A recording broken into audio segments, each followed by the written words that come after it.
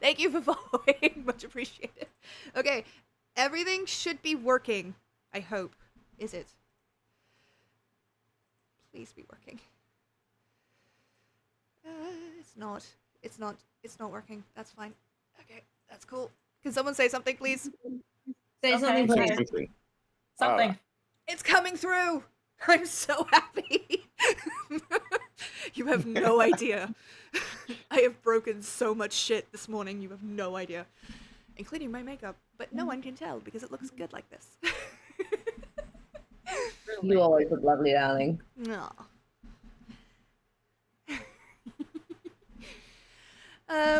We're just doing tech issues. Yes, I did. Thank you for noticing, Bodhi.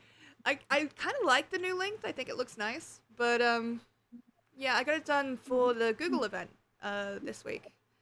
Best part is not a lot of people noticed, including Leash. Yeah.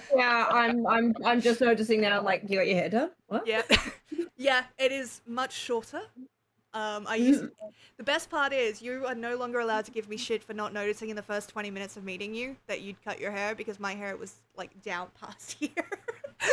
Yeah, so Really? I wasn't sure if you'd tied up your hair or if you had actually like cut your hair. No, I cut it. But I was like, your hair's different. I noticed it when you dyed it, but yeah, the late cut. No, I didn't realize that.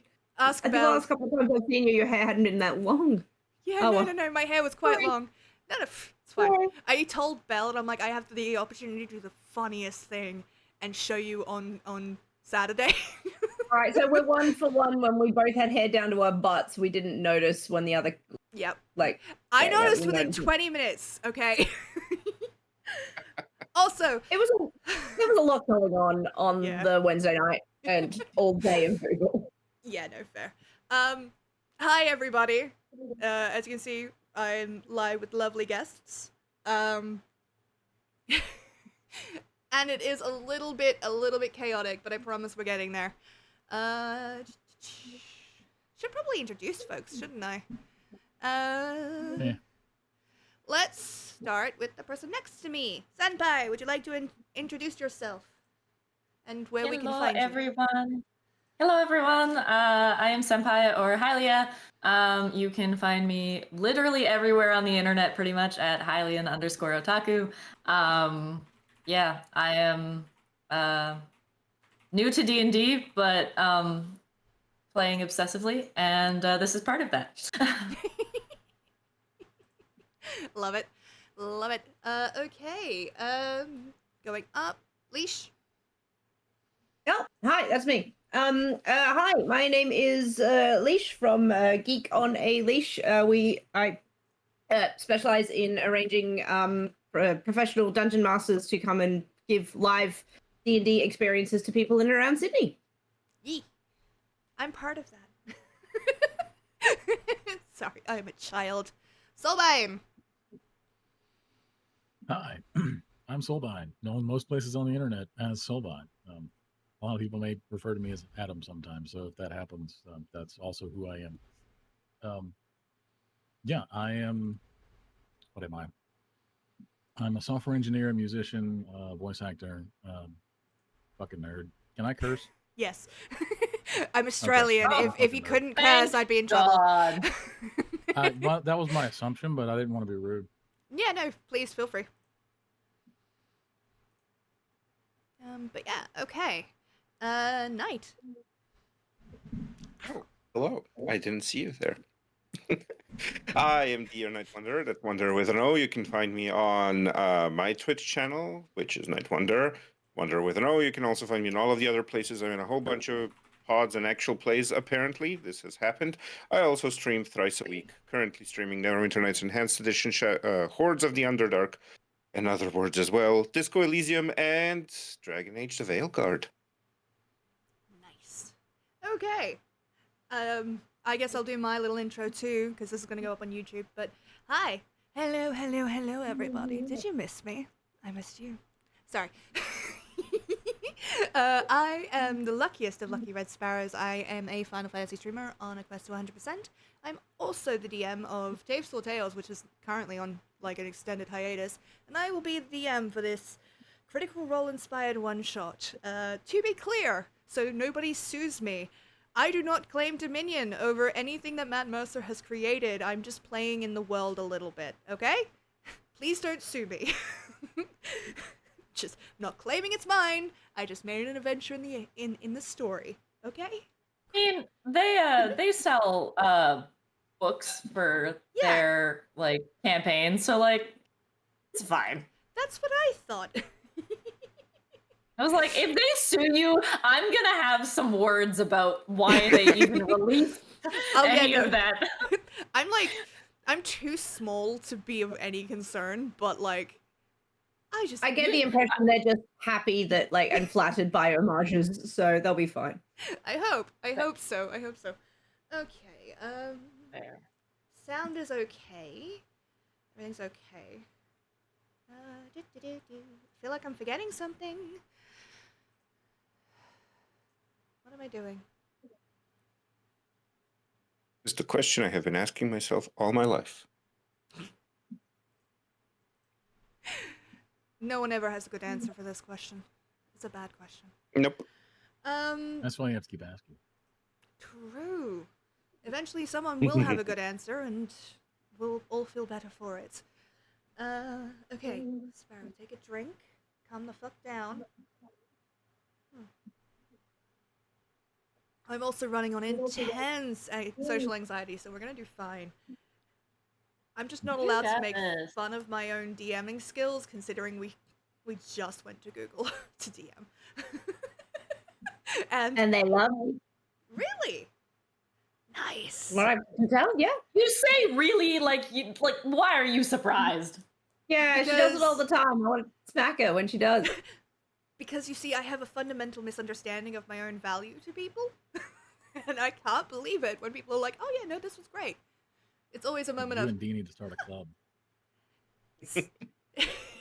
See, yeah. I no, tried they must be wrong about their own opinion. Yeah. Oh god. Okay. We'll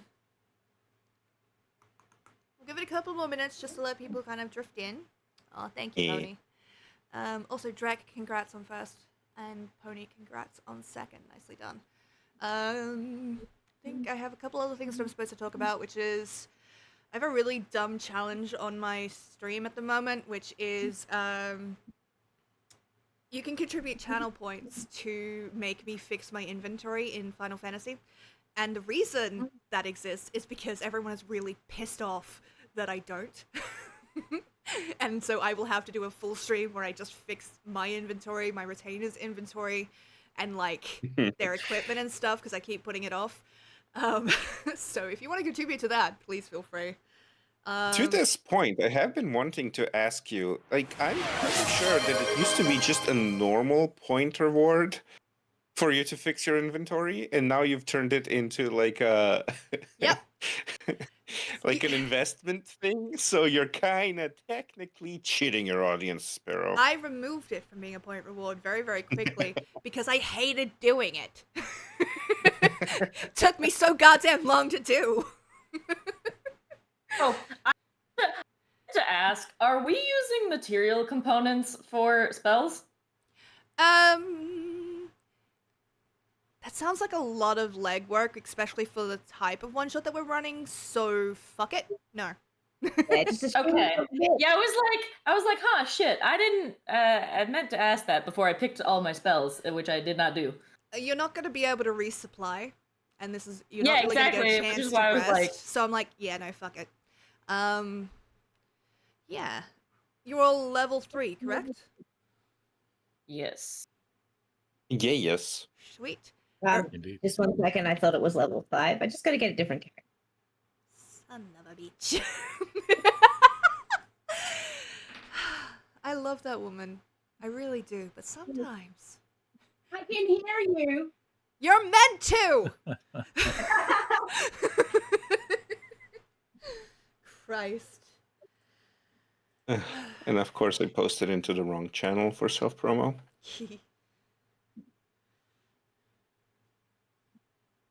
No promos, bad promos, right? Well, I think like I'm in a server that does like monthly one shots. Ooh. and I posted the promo into the private one shot that has like the 5 players instead of into the self promo Yeah, that's channel probably of the entire not going to server. be as effective. But I appreciate that you're Yeah. It's just self-promoing. more. It's a Yeah. personalized promo. It's door to door. Yeah, absolutely. Absolutely. I have now edited that chat to say fake news. Alrighty. So I like to keep chat kind of moving, like just chatting until about 15 minutes into stream, which we're kind of at, just to let people drift in and for me to make sure that I haven't broken anything when I'm running shit. So we'll be jumping into things soon. Do not worry. If I remember, I will put a time code for YouTube, but chances are I'm just gonna upload this as is because of who I am as a person. Also, hi Anna. Yana's actually done this one shot before, which should be fun. They were one of the people that were at Fortress with me, and got to play it the very first time it was created. So Yana, messages, tips. don't you fucking dare. I I will find you. I was thinking that title looks familiar. Yes, it would. You're not allowed to help them, but you are allowed to hinder them if you would so choose. Fake news. So note to self: if we get any advice, ignore it. It's not good. Don't Inkling. apply it. Okie dokie. Does anyone have any projects coming up they'd like to talk about while I finish my little last minute tech checks? I'm still working on my character sheets. Take your time. Take your time. That's one thing you will find with me. I am pretty relaxed about anyone else needing time to do things. You know, like everyone else, you take the time that you need. You do your thing. It's all good. Me? Oh no, jail. Jail for Sparrow for 1,000 years.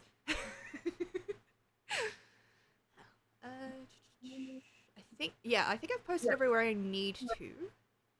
You're welcome to post in my server as well if you have not. But... Oh, I have not, but I would love to.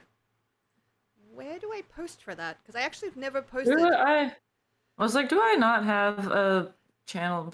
I thought I had a channel for that. Let's go to my server. You can. So I think you're a mod, maybe, probably in I get the mod on your server. Holy shit. I don't know. So on the D&D servers, you can post in just the announcements. I think you're maybe. Are you a mod? I don't know. I haven't updated my servers in Let me see. 5,000 years. I cannot post. Since the old kingdom of Okay, Egypt. hold on. But feel free to do it. I can send you what I posted on thing. This is what I posted to all my socials, so you're happy to. If you would like to, you are not required to. Jesus Christ, Rain. It's all good. I might just okay, that's okay. I made you which server am I in? And I made you an admin in the one server, and I'm just gonna do that in all of the servers. Oh God. Responsibility. You don't actually have to show up or do anything. I don't really care. Unlimited power. All right, if you're cool with me just going. Oh wait, you're not in. Are you not in the vanilla server? The vanilla D&D server? I have no idea. I need you to understand that I'm in like hold on. It's over okay. I'm in like 1,000 right now. servers. Yes, Don't know what I I did. am also in a bajillion servers, in fact. So I definitely understand that. So vibe. But I feel like in my main server, you're not in my main server either. You're just in the spicy server apparently. Aw, give me links, I'll join. That's like, I can do that, yes. But yeah, you can post in the announcements channel, and then I can, if you want, I can send you an invite to the other ones, and then I can, in the main server, Senpai's Void, you can literally just, I'm pretty sure I have like share your things, like, there's a promote oneself channel. I don't suppose I could get you to post on those ones while I try and figure out I could. all of this, please. No, you're good. Where's the? Here it is. Okay, I did manage to post in the spicy one. Are you okay, Okay. with talking about that? By the way, like you don't have to give any details. Oh but, yeah, totally. I So don't care. I'll give any details you guys want. I don't- so Senpai I runs am keen to learn about and become active on this server. a spicy D&D server. While I have been active there, I just haven't really had time to run anything. As you guys know, this is a very accepting and open channel. We're very much about consent and consexy, so makes sense. Same here, guys. Yeah. So, yeah, it's just I'm bubbling It's this just- really badly. I I'm just No, you're all really good. Like a million years to so- understand what it was, because when you first said vanilla server, I was like, "Oh, that's cool. There's a Discord for the appreciation of the taste of vanilla." Like, I was not aware. Oh that God, that no. taste I love was you so much. useful. I have I've got a couple servers, and there's another one I'm working on for like a women's D&D server, but I know someone in the community that also has one of those that's pretty like well put together, so I was kind of like, do I want to even launch this? But anyways, so when I was getting into D&D, I shortly, like immediately after getting into D&D, I was like posted on threads being like, yeah, what if I was like, what if I just like got a bunch of sex workers together to play like a D&D campaign that we upload to like OnlyFans or like whatever.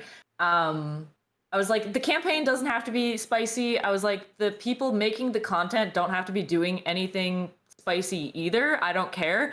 Like, it can be like totally vanilla other than we're just putting it on a spicy site so that everyone knows what they've signed up for, kind of thing. And then this morphed into people being like, oh, like here's how we could make the campaign spicy, or like all this kind of stuff. And then I was like, you know what, I'm just gonna make a server for this. Who wants in? And Cool. yeah, and then I also made a vanilla server so that people who didn't want to be in the spicy server had a place to congregate for less adult themed games. And then I have my personal server from when I was streaming that I also have. So yeah, I was not Very in nice. part of most of those. I was just like, oh yeah, that sounds like cool fun. Like fuck yeah, let's go. And I've done exactly nothing other than one shot in Blades in the Dark. it's okay. I think that might be the only campaign that's actually run in that server so far, because I get a lot of people who are like, I'm gonna make a campaign for this, and then they don't, or it takes like 4,000 years, and I'm like, okay, or we won't actually play this campaign. That's okay. Thank you for the follow, Element. always- Much appreciated. Sorry. I always get reminded. No worries. I always get reminded of. I think it was a source book. It was a third party, I think, either for D&D 3 or D&D 3.5, and it was called the Book of Erotic Fantasy, and it had amazing like spells like Morden Canaan's lubrication and. That sounds Well, very so- D&D third edition.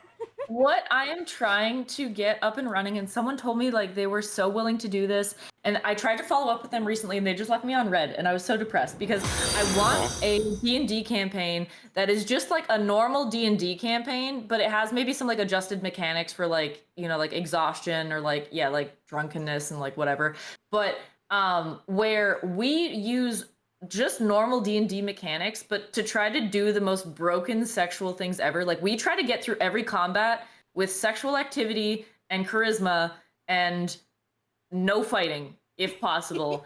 So it's like, yeah, I'm just gonna romance my way through this campaign instead of this is actually where fighting that comes anything. From. This is where the fuck that We weren't came from. collaborating. Listen, Yeah, it's so not I my thought- fault you made romance combat a thing in that Cypher game, okay? I did not. I You're was- the one who deep fried the guy's brain into loving you. That was Hey, not intentional. That's great. He just found, you know, a dom. Not my fault. It's okay. There's a character I'm making right now who is like all kinds of messed up, but she's a it's for a Curse of Strahd campaign, and she is like a dominatrix in like a brothel. And I'm going to have her try to romance Strahd, I think. Iconic. But like also in a way that like she's trying to kidnap him and keep him in her basement. Fucking iconic. I'm so down for this. I'm very excited for this. Okay, I love this character so fucking much. Oh, But yeah, I'm like, listen, I just want to be able to use Mage Hand to be like, hey, villain, I'm going to jerk you off with Mage Hand instead of actually doing anything reasonable. Christ. Please don't do that in this campaign. I will get banned. I will get I don't banned. think I have Mage Hand for this one anyway.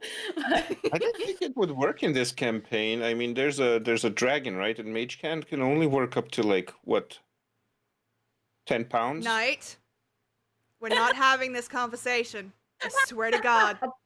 How It's far 5 could an pounds. unladen swallow? God, stop it! I am on Twitch. If you guys get me banned, I will cry.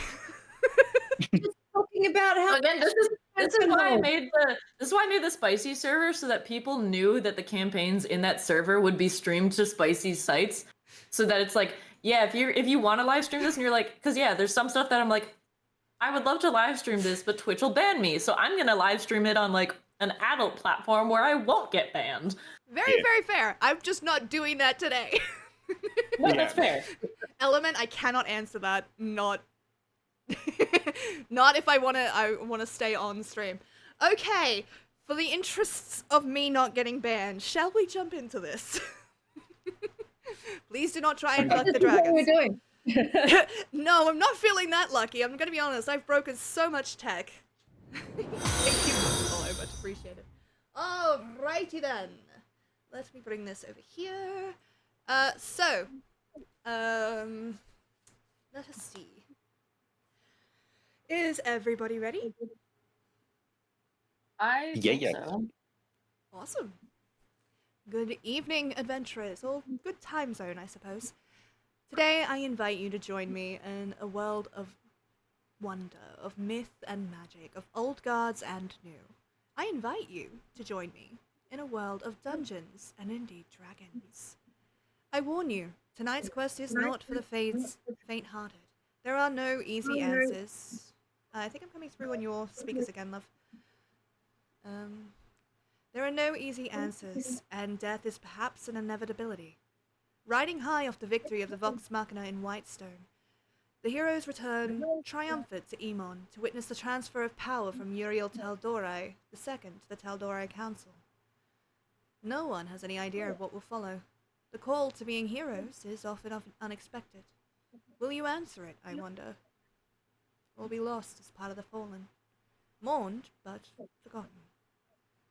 Perhaps victory is impossible, but you must endure. For those you have lost, for those you can yet save. Dusk is just beginning to settle in Emon.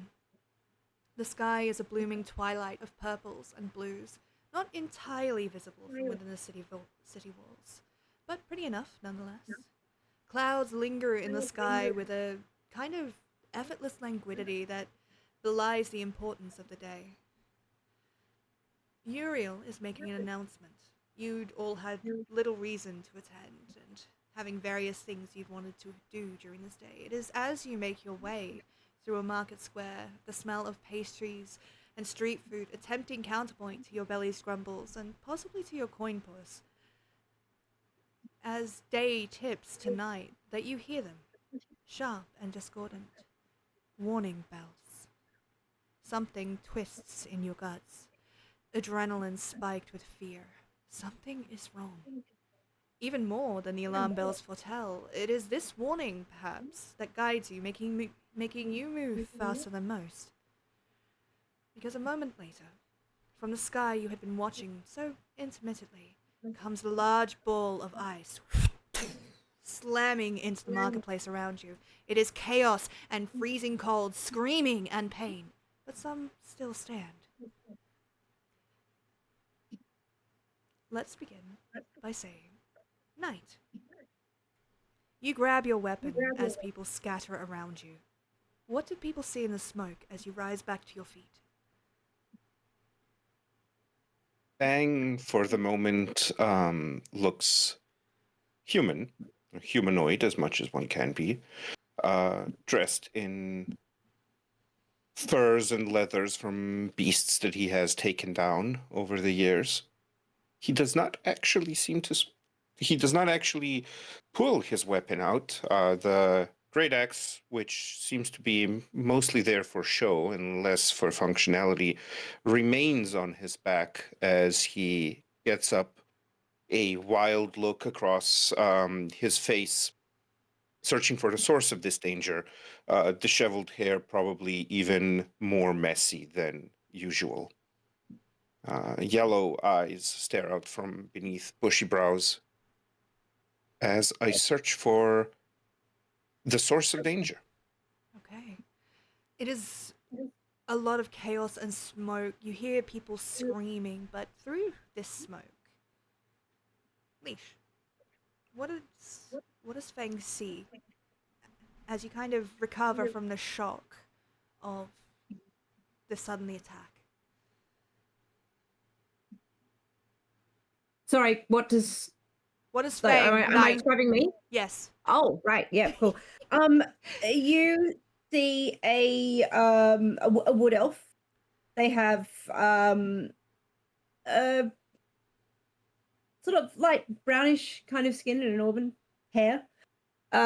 They're wearing leather, sort of lightweight leather traveling clothes, could be seen as armor, with a large sort of longbow and quiver on their back. They seem to be carrying a short sword as well. She's looking a little worse for wear. Like maybe she had a big night out the night before. She's just... Valid. Fair. Method acting, I got you.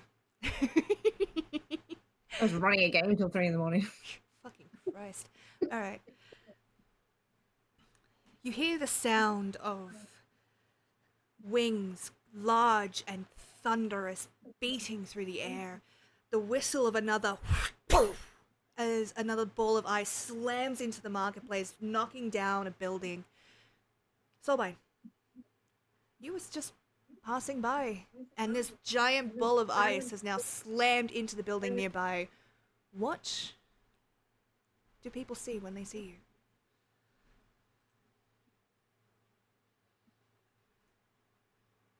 People would see a tall Asmar, 6'5", well built, but not incredibly athletic.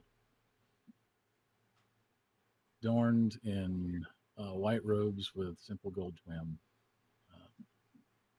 a very humble, modest breastplate over the robes, simple shield strapped to his back, which he would immediately begin positioning into a useful position, seeing that there is now rubble and things happening.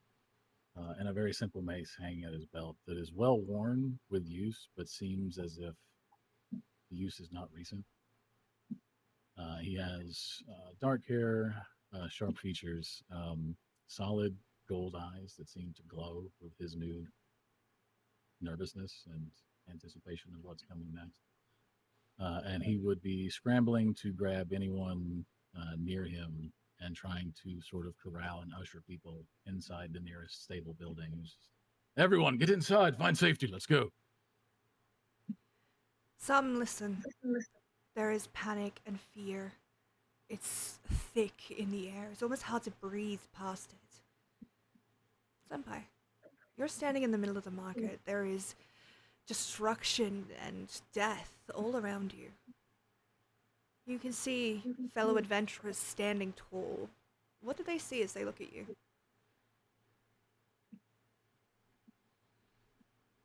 You're muted, love. I turned off my mic, and yep, I do that all the time. Anyways, I'm so sorry. They see standing in the middle of the marketplace,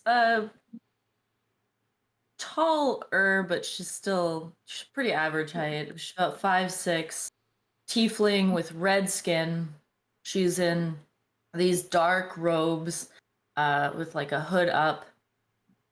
She's athletic, but like a little bit lanky. And she's got these bright golden eyes. And you see her standing there, just kind of calmly looking around for the source of the panic happening among us. Not particularly distressed. Like she would have been taken aback by the surprise, but not particularly frantic, just kind of trying to assess where this threat is coming from. Just standing there, like letting people kind of bump into her, rush past her. Okay. I guess that'll make our first roll of the night. Can everybody please roll me a perception check? I nearly went into an explanation of perception checks because I have been running so much beginner D&D lately. Beginner D&D, yeah. I'm like, so to do that, I'm like, wait, no, all of you have played. I don't need to do this. No, but for the audience at home, maybe. Sure, I guess. I won't be doing it for the rest of the night, but like... Just taking you on, but fine. All good. Okay. That's a 15 for Fang. 15? Okay. Well, that's tragic. A 24 for Vila. Lovely. That's a 13 for Veriloth. Okay. Get a 9. Okay. Thankfully, it's not a particularly Just difficult check. So, in the distance, you all kind of catch what has made this attack. Amongst the panicking and fleeing townsfolk as they stream past you, you see Allura's tower. For those of you who are not familiar with Critical Role, she's one of the foremost spellcasters in Emon. And her ivory tower was once a beacon of hope, and now it is suddenly occupied. A great white dragon landing astride it, slamming into the stone. You see its claws cracking and chipping away at what was once thought to be immovable. Opening its great maw, it shoves its head through one of the windows and just breathes pure white frost magic into the tower, no doubt destroying anything within. There's a rumble in the earth as it kicks off from the tower, and you see this once bastion of brilliance and shining beacon of hope to the city shatter and collapse to the city below. And with some dawning horror, each of you realizes that the white dragon is now coming directly towards you. You could run. Perhaps it's wise to do so. But there are still people trapped in this marketplace, and you may have the chance to buy them time. So, I'm going to be running this as a little bit different to most D&D sessions. I'm going to explain what you have the chance to do, and you have a choice to follow it. So, you have the chance here to take 2 rounds to try and distract this giant ancient white dragon. Doing so could rescue people. You can try to help them with actions, but you will only get 2 rounds before this entire marketplace is flooded. What would you like to do? Would you like to take me up on this, or would you like to leave those in the marketplace to their fate? I think I'd like to try and rescue some people. So the option is distract or run away? Yep. Yeah, then distract. Hey, look, I have to give you the option. Hey, I'm just making sure the other option was run away and not Yeah. something else. Yeah, no, the choice is to try and distract and help, or run. Yeah, no, distract. Definitely Helping. So? Yes, 100%. Okay. I'm going to get everybody to roll me initiative then. We will have 2 rounds. That does not mean things will not happen in the marketplace, but it does mean that Volgal I'm won't dumb, and land. I probably should have asked what running away entailed. Too late. Everyone's agreed. Yep. But to be clear, if you run away, anyone left in the marketplace will die. They won't get out in time. So Yeah, sure, but I'm trying to establish, is running away like a temporary, like I'm going to momentarily flee and like hide, or like I am fleeing and not participating. Goodbye. If it's one shot, yeah. you will basically you'll move to the next part of the one shot Yeah. if you flee. Okay. So, all right, 25 to 20. Yep. 22. 22. I'm so sorry. Could you give me your character's name again? Villa. VIRLAR. L-A-R. Lovely. Swift Walker, if that helps. I will try and Vilar remember. Swiftwalker. I might end up calling you Swiftwalker. If that's easier, given there's already It's not- another V name. Yeah, it's okay. I've realized I've got a thing for picking V names apparently, and complicated ones. So Right. Sorry. It's some uncommon letter used in English names. Swift or Swift Walker is fine. Okay. 15 to 20 on initiative? Ouch. 10 to 15. 14. Okay. 12. 14. What was your name again? I'm so sorry. Character's name. Burial. Varials. I wrote them down and now they don't make sense to me. Oh, good. Yeah. 12. Character's name, please. Kalor. Kalor. Kalor. K-L-O-R. Lovely. I will do my best. Knight. 7. 7. Yes. And Fang. That one I remember. Okay. Yep. Top of the round is always Vorgel, which is the White Dragon's name, by the way. If you've watched Critical Role Campaign 1, you knew this. Alright, so, at the top of the round, you see him, this white dragon covered in pale scales and thick hide with these shivering icicles almost hanging from his jaw and his wings as he opens up his wings and begins to glide across the city. White frost breath breathes down over one of the other marketplaces, but for the moment, you still have time to act. Top of the round is going to be Swiftwalker, so what would you like to try and do? I can give you So what do I some see? How many people are in the area, and how sort of like what options do we have for shelter and hiding and stuff for them? Okay, so for ease of like player brains, I'm gonna say the only exit to the marketplace that is currently viable is behind you. Uh-huh. Just so that if you want to get people to the exit, that's where you're gonna have to go. There are a number of market stalls ahead of you, probably about 5 to 10 feet spacing between them, and the entire marketplace is about 40, 50 feet long. All right. Some of them are collapsed. There are a bunch of supplies all around you. With your perception check, I'm going to say that you are able to notice that one of the stalls that are nearby happens to have gunpowder, fireworks, kind of like a celebration store. That might be handy for you. But you do see a number of civilians currently incapacitated.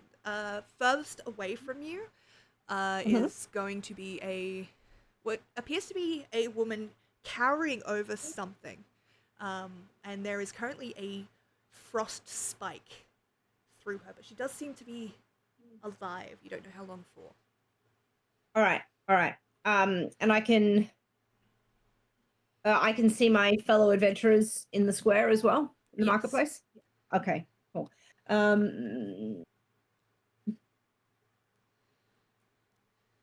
Okay, that's not going to work for me here. Does anybody look particularly like faster than anyone else, or particularly slower than anyone else, but amongst both the adventurers and the civilians? There are a number of civilians nearby that don't seem particularly hurt. They just seem shocked. You could probably get them moving if you were intimidating enough to break through their paralysis. As for your fellow adventurers, I'm not sure. Does anyone seem particularly quick? I wouldn't say so given your initiative scores, but that's up to you, my friends. Not particularly. No? No, pretty average speed. Yeah.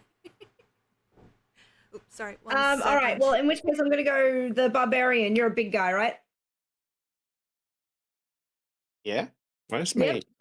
my? Okay, cool. I am immediately. I'm going to just go up towards you.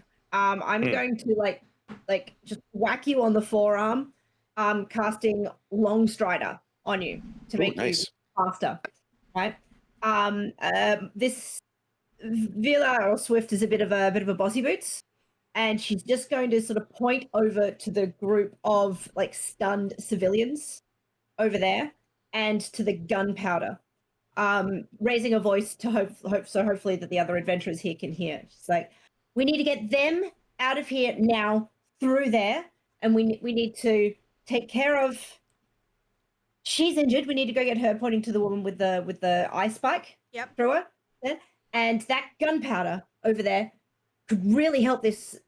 Could really help us. It might cause a it might be more effective against the ice attacks. Pick one, grab it, and do what you need to do. Right. On that, I guess she'll head over to the person with the ice spike and see what she can do. If I can. Okay. She's quite yep, far from you. What is your Yep. movement speed? My total movement is 35. Okay, yeah, no, you'd I probably could- be able to if you you'd be able to get to her. Yeah, cool. So rush over to her. Casting Long Strider is my main action. So if you'll let me do like a medicine check or something as a bonus action, I'd like to do that. Yeah, But otherwise, I will definitely. have to wait until. Hold on, I've got one bonus action I can do. I'll let you do it as a bonus action if you'd like. I don't mind. All right, cool. Yes, please. Also, All I right, just got lunch, by the way, so please excuse me if you see me eating. It is. But I was sneaky eating off screen earlier. So. Oh, I don't even sneak. I just. Sorry, everyone. All right, make me a medicine check, please. Nat 20 on my medicine check. What the fuck? All right, Nice. fine. Damn. I will also remind folks that I run a safety system at my table. So what you're about to hear is going to be a little bit uncomfortable, but if my players are uncomfortable, they will tell me. I say this because I've had some people kind of react badly to things that I described. So, That's a total 23 on the check. 23. You get closer, and you feel something in your heart kind of drop just a little bit. Because as you get closer, you notice that the spike has completely impaled this woman. Through the back towards the front. She's currently locked over something. And as you get closer, a couple of conclusions step out to you. One, the movement was not her. What you were seeing moving was whatever she's shielding. Because there is no way a human being can survive with the amount of damage that you can see through this woman's back. It has basically bisected her ribs and her spine. Blood is kind of seeping out onto the floor, and though the chaos of what is around you is quite loud and distracting, you do hear the soft sounds of a child whimpering in fear. All right. That would officially end my turn, but next turn is going to be to get to the child. Yeah. Okay. Next up is going to be Verlath. What are you doing, love? Perfect. All right, so I am going to cast Mage Armor because I value my safety. Yeah, so as I cast Mage Armor, standing there, kind of as people rush past me, she just kind of what is there? It's verbal, somatic. We're gonna ignore the material. She kind of subtly with her hands, but like at her side, starts to gesture with her hands and starts whispering kind of under her breath. And then all of a sudden you just kind of see this like faint energy kind of just like go up from her hands up and then over her as she starts walking towards or I guess moving quickly. She's not gonna walk, but she's not gonna run either, but she's gonna move with purpose. Yep. towards the explosives, the fireworks. Okay. And yeah, kind of can I this if this is an action, that's okay, but can I like see anything there that I could use to like ignite said things, or is it just like a place that is selling these things, or are they also selling things I can ignite the fireworks and such with? As funny as it would be to make this just a place with like dead gunpowder, because that would be so fucking funny. It is a place that is selling fireworks. As you recall, there was a celebration being planned due to the whole victory of Vox Machina. I will say that at this point, a lot of things are burning. You know, lanterns have been tipped. The market Buildings are crumbling, that kind of, yeah. So you would be able to ignite this, should you wish to. Solid. Okay, thank you. Oh, good. What would you like to do? Because I think Mage Armor is an action, so I think you still have a bonus action. Yeah. So I don't know. With my bonus action, could I gather some of the fireworks that I see? I'm happy to make. I was like, if you want to count that as an, action, that's all good. But that's No. So, objective okay, yeah, direction so is fine. I don't mind. Yeah, definitely. You're able to kind of start gathering this together. Why don't you make me a sleight of hand check just to see how much you're able to gather? yeah. That is a natural 19 for a math. Not 13, 23. That's not how math works. That'd be a really terrible dex score if it went down to 13. Okay. You're able to gather up a lot of this gunpowder. Fortunately for you, this was not a particularly safely run shop. Very much one of like the fly-by-night kind of things. You set it up, you sell as much as you can, and then you get the fuck out of town before anyone reports you for hurting people. So there is literally like a barrel of gunpowder that you're able to kind of drag out. Okay, solid. Do I acquire any like actual just individual fireworks, or is it just like a barrel of gunpowder? Let's say with that score, I'm gonna say you would have managed to pick up a couple of I can just see chat popping up, by the way. Yeah, you're able to pick up a few colorful fireworks. Definitely quite a few of the bigger expensive ones, the ones that kind of like send sparks across the sky kind of thing. Just a question, because I'm going to put this in my inventory. How many do I have? 4. Plus a barrel of gunpowder.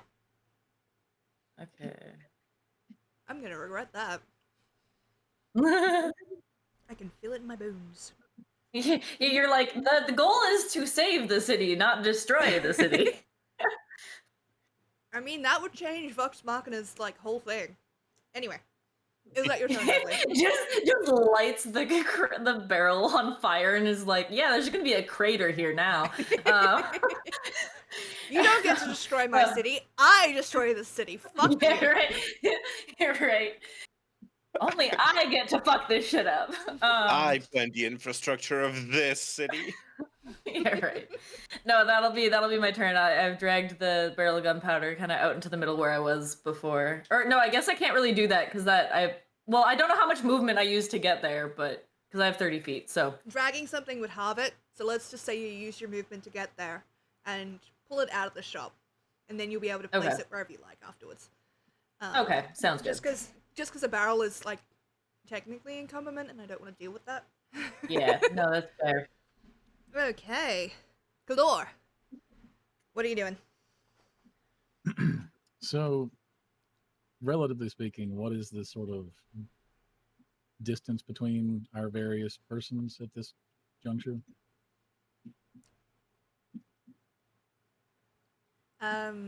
Swift is about 30-40 feet from you. Fang is about 15. Berliath is about 10 from you. You guys are all kind of clustered towards the front of the market where the exit is, and that's why you weren't really hit with the worst of what's happened.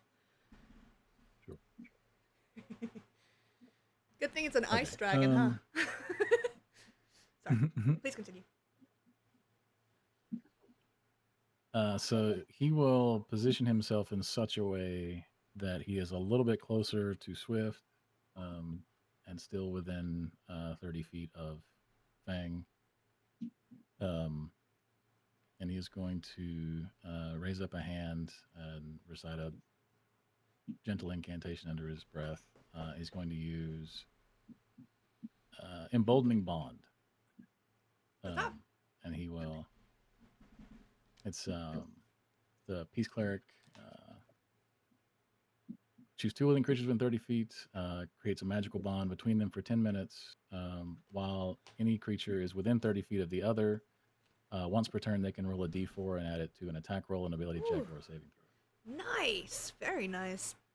So you two suddenly feel so like he a would just- connection snap into place. Sorry, please continue. All you say is, stay close. You're going to need each other's help. And then he will begin to move towards. Would he have seen the child, or are they still kind of obscured behind the collapsed? Obscured behind the woman? woman at the moment. There's still civilians around and collapsed marketplace stalls with people in them.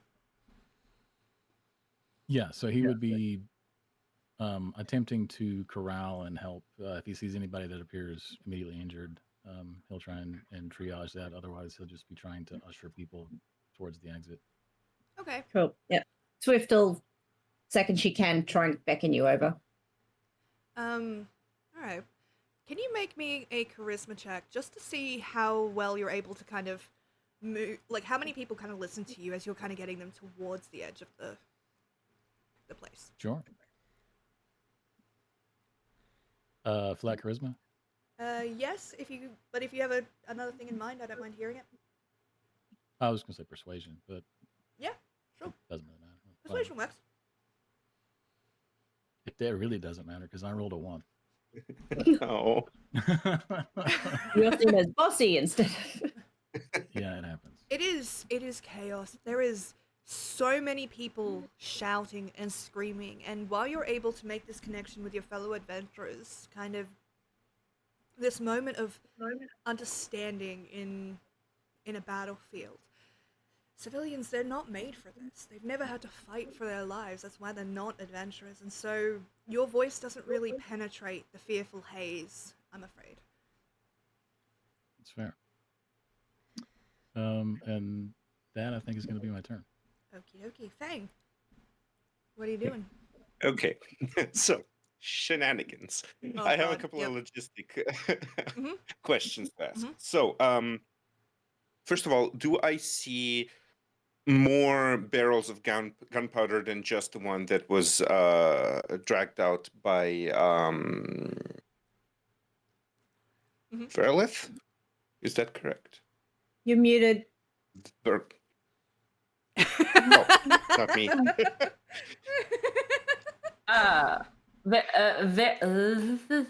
know, it'd be great if I could say my own name. Varial. Very old. Very elf. Okay, very elf. Yeah. Complicated name. My apologies. It's a nice name. I like it. That's okay. I've done like this is the I really 7th liked it when I found it, and then I was like, Now I have to say it. Yeah, I've done that with some, yeah, I was like, ugh. there's a god in one of my D&D games called Alathanwin, which is like Uh-huh. a master of time. I And feel I'm like like, once you like get the hang of it, it's okay. But until you do, you're like it. It took me so long to get the hang of it. Anyway, sorry, Knight. Please continue. No worries. So Yeah, there are more there's more barrels. barrels, but Verilith definitely got the shiniest one, the big one. Okay. Second question. You said that there's like a whole bunch of lanterns and stuff that has been knocked over. So there's stuff that is actively on fire within like that whole range. Mhm. Third, if I were to move towards where the fireworks and barrels are, would I remain within 30 feet of Swift? No. Okay. Fireworks So and that's barrels farther away. are gonna move you just about like 10 feet out of range. Just Just about in 10 case I feet. forgot to mention it, the long strider I cast on you gives you 10 feet extra movement. Yeah. Yeah, cool, for an hour. Gotcha. Adam, the effect doesn't break if we come out of range. It resumes if we get back into range, right? Yeah, it just is only effective while you are within range. Okay, But gotcha. yeah, it continues for the duration. Okay, gotcha. So that's like 15 feet. So if I were to move towards the barrels, and that puts me about 10 feet out of range, which means I would be 40 feet. So Swift is currently like 25-ish Yeah, give or feet take. away from me. Yeah. Or like the barrels are 25. Yeah. Okay, so I could theoretically get there and then get back into range, but not close to Swift. Okay, good. So what I would like to do, Okay. and please, by all means, tell me if this is too much. Um, I, but what I would like to do is I would first like to use my bonus action to rage. yep. What does that look like? As I rage, I think for this. While we're at it, I might as well push it.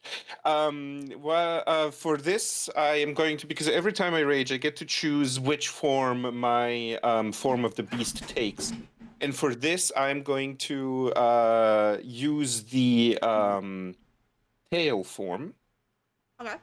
So what happens is Fang kind of like hunches over and his spine kind of bends over as his legs and arms contort to reach about roughly the same length of each other, and a part of his spine just thickens and protrudes out of his tail end, so to speak, as From the it kind tail of like end, yeah. becomes this thick crocodilian tail. Nice. Okay. And I I'm am gonna going regret to run over towards the barrels. I'm going to grab the barrels and try to, if you would allow me, use a bonus action to kind of like get them on fire with the ambient burning stuff and throw them at the dragon. Ooh, that's not a good bonus action. Because throwing isn't a. Well, no, rage would be the idea would be that a rage, Oh. like action economy wise, the idea is bonus action rage, Oh, okay, yep, bonus action action, yeah. to throw, and Yeah, free okay. action to kind of like Yeah, pass yeah, it yeah. through the fire to ignite it. Yeah, no, that would works. be the idea. Yeah, I thought rage for some reason was a. Are we okay? We good? Sorry, my light just like gave a weird shake, and I'm like, if that fucking falls, it's like, Like, what's, no. what's going on? My light is like right behind my camera. You can kind of see it in the reflection back there. Okay. Yeah, no, that's definitely something you can do. It is the dragon is still quite a distance away. Okay. But you're welcome to try and do it. It's just going to be unlikely to hit it at this current time. You might have better luck with that next turn. Okay, As it then gets I'm closer. not gonna. Okay, but do I have a little bit of time, or does it look like the barrels are gonna explode immediately if I ignite them? I would give you enough time to throw it, and for it to reach the Okay. dragon. Then I'm going to well, not to waste an action in that case, because then I will wait for next turn to throw it at the dragon. I'm still going to go over there. I'm going to see if are there any civilians that are currently in need of being freed from heavy stuff on them? Yes, there are quite a few, but I'll say the one that kind of catches your attention is one that is currently trying to free themselves. A young-ish looking orc blacksmith is currently trapped under some rubble. You can see one of the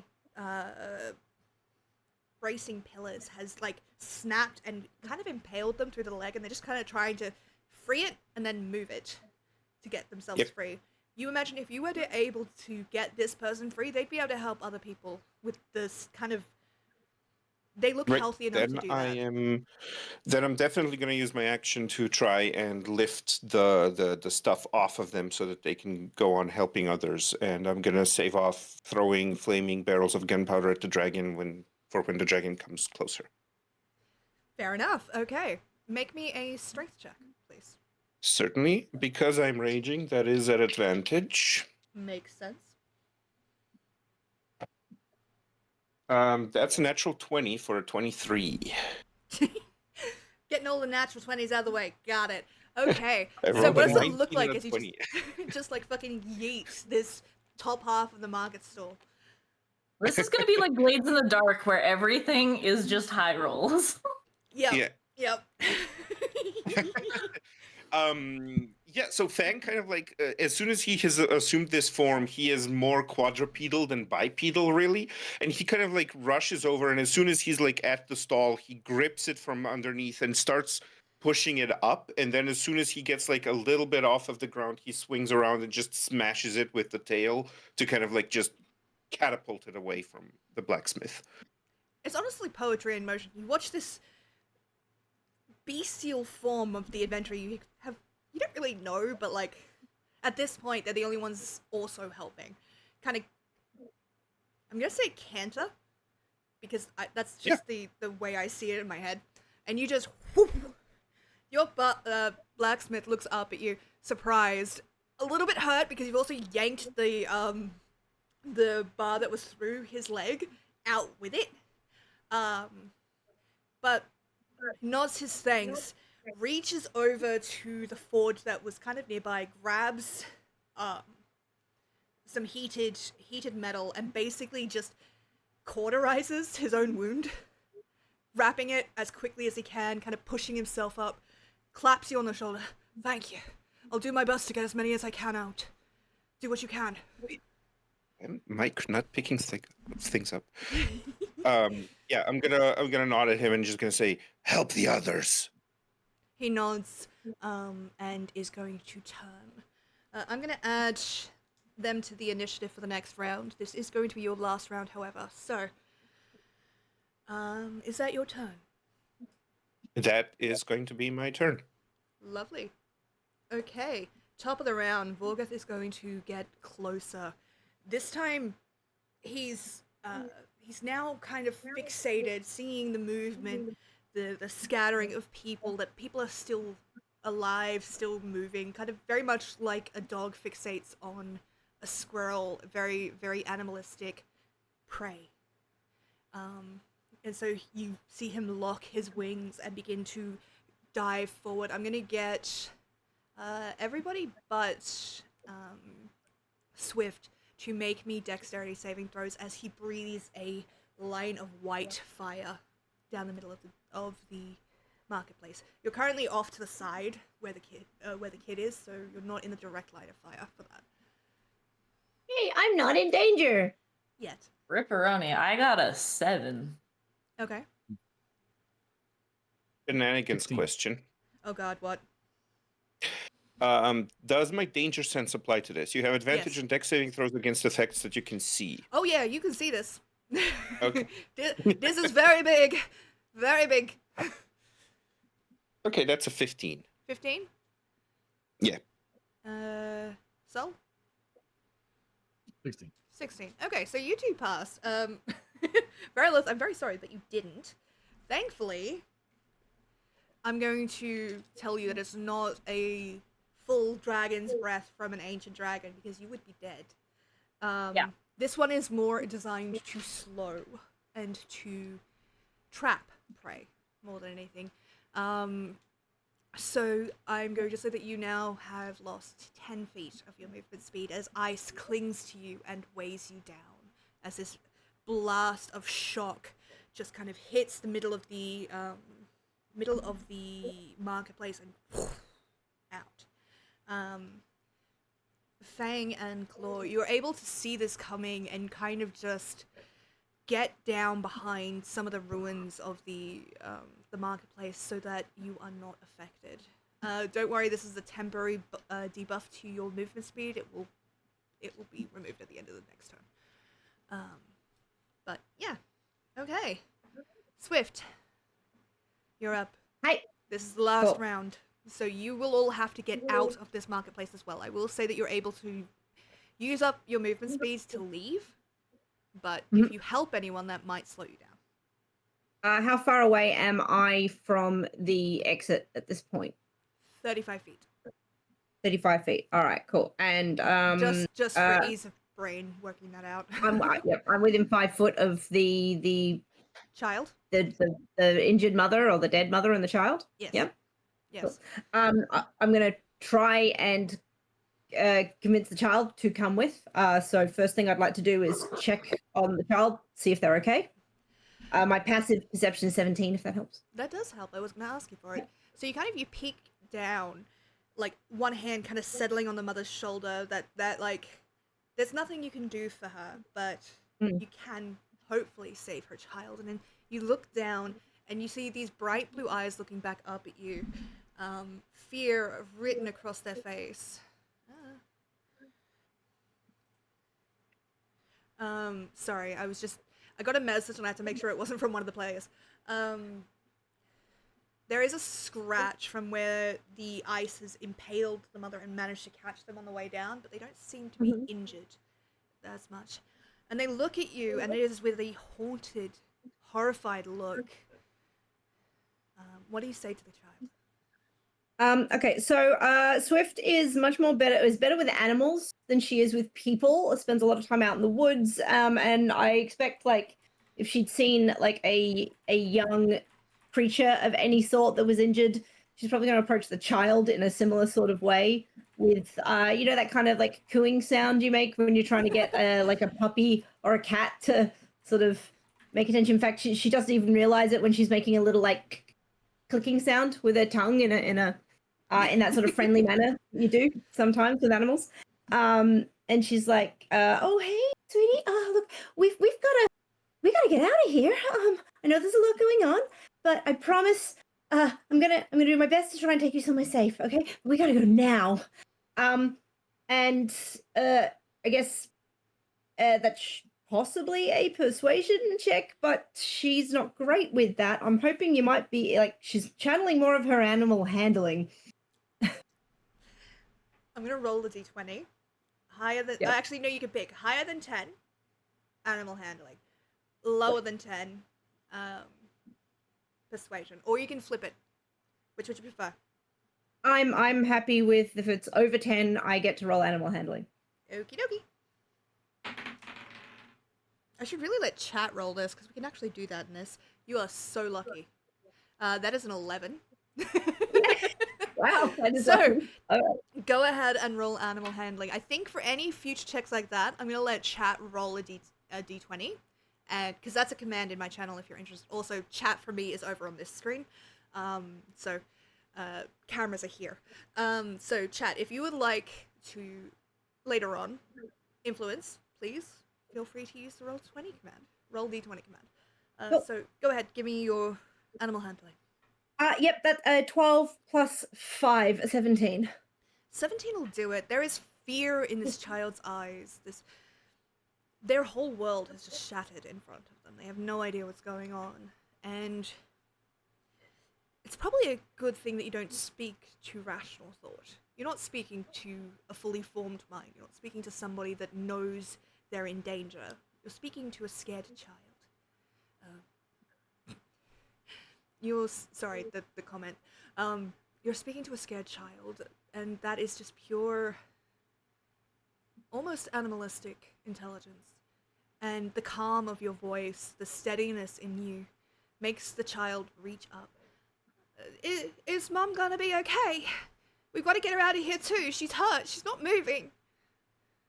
I'm gonna take care of you, and my cleric friend back there is gonna try and take care of your mom. Okay, we gotta go. Okay. And pick up the child. If my check was my primary action, then I'll try and use my 35 feet encumbered with the child to get to the exit. Child's not. Otherwise, child weighs less than your like a broadsword. You'll be fine.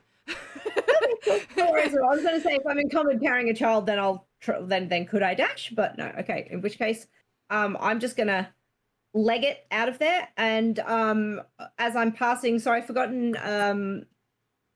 Sol, I've forgotten your character's name. Claw. Claw, which I wouldn't actually know yet.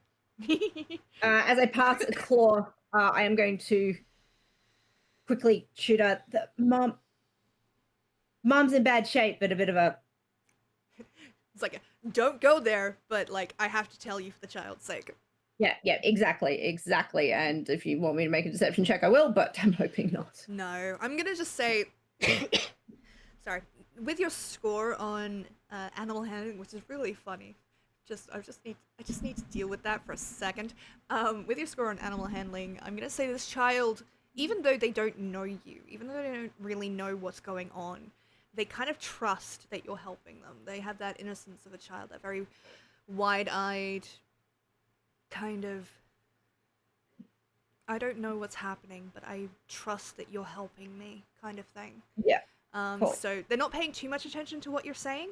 I'm gonna imagine that you kind of like slung them up over your back, arms around the throat kind of thing, so you have both your hands free to move and do whatever you need to do. Mhm. Okay. Yep. Cool. No worries. And I'm just legging it out of there with the kid. Okay. All right. Verilath.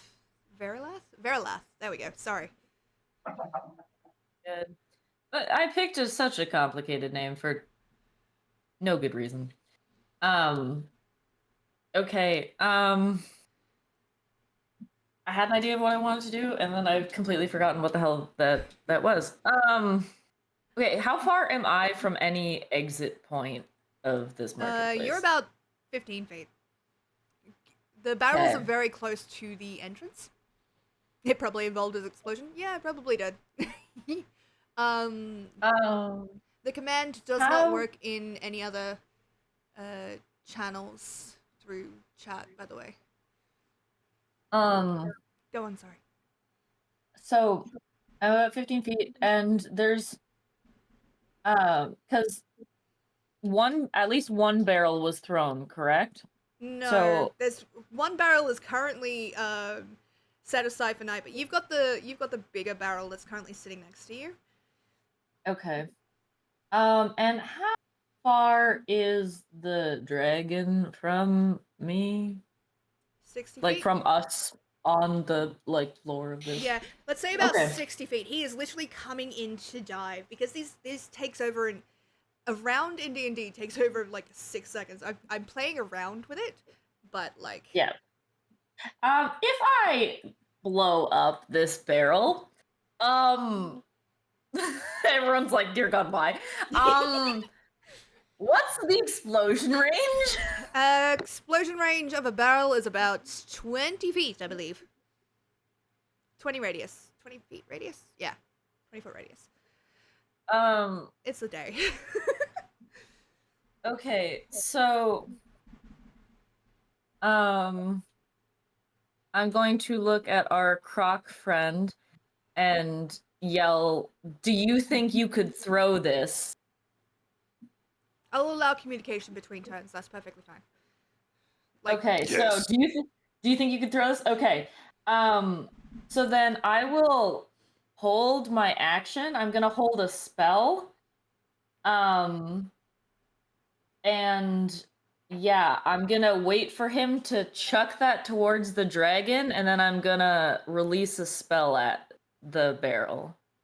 okay, I like it. And I'm gonna use my movement to get the fuck out of the Yeah. I'll let you use marketplace. I'll let you use your movement after that. I'll just say that your turn now. Either way, the spell has arranged that I'll be okay whether I move now or after, so Okay. I'm not too worried. But yeah. Okay. Glor, you're up. You're privy to Okay. this conversation between people. Like just in the interest of not trapping you in an explosion, you're aware of what is about to Yeah. happen. Yeah. All in the same general area and lesson yelling at is each also- other. Yeah. I assumed everyone could hear me when I yelled that. Yeah. I just Yeah. sometimes DMs will specify that you have to be able to communicate. Too much effort. No, that's fair. Everyone can hear each other fine. Okay, so Swift and the child are booking for the door. The other two are coordinating some explosive shenanigans. I assume the other civilians are also at this point making their way towards the door. Yeah. You can speed them up if that's what you would like to do. There are still some that are stupefied.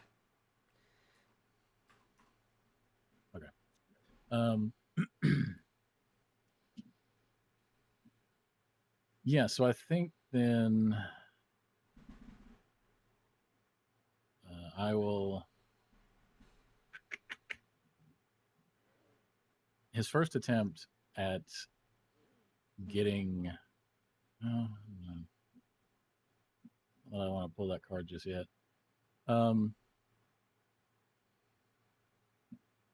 Yeah, I think he will cast light on himself. Okay.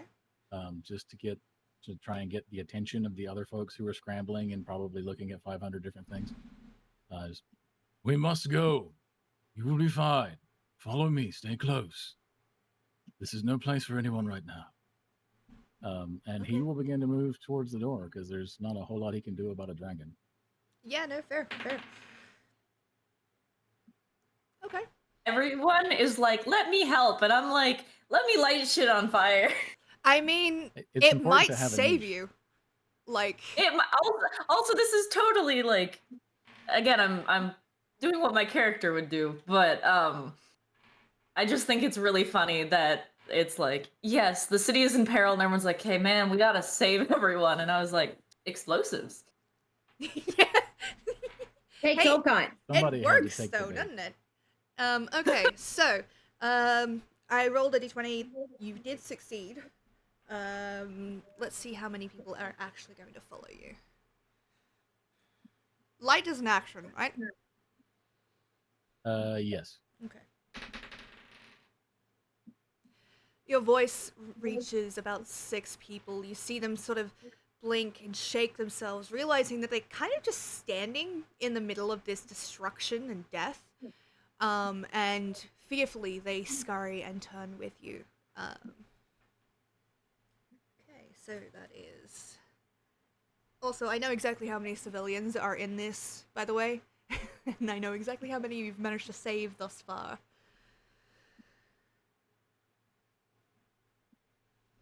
Okay. There we go. Alright, is there anything else you would like to do on If your... this is important, what we need to do is give them weapons, then they stop being civilians for the statistics. Oh, Is there anything else you would like to do, too Lovely? real. No, I think that'll be it. He'll just begin to escort those folks out. Okay. Hey guys, we should move. George Civilian. Alright, Fang. You're up. So this is Okay. gonna be the combo action, I believe. Yeah. How far away from me is Swift? Swift is now like 10, 15 feet. Yeah, they've managed to get to the exit, so if you're over near the barrels, 15 feet, if that. 15 feet away from me. Okay, perfect. If you Then move I towards would the like barrels, to... it will drop to about 10 feet. Yep, perfect. I would like to perform the chucking. Okay. Before I perform the chucking, I would also like to use a bonus action to shift once more, this time not using rage, but using my shifter ability to shift. Okay. 2.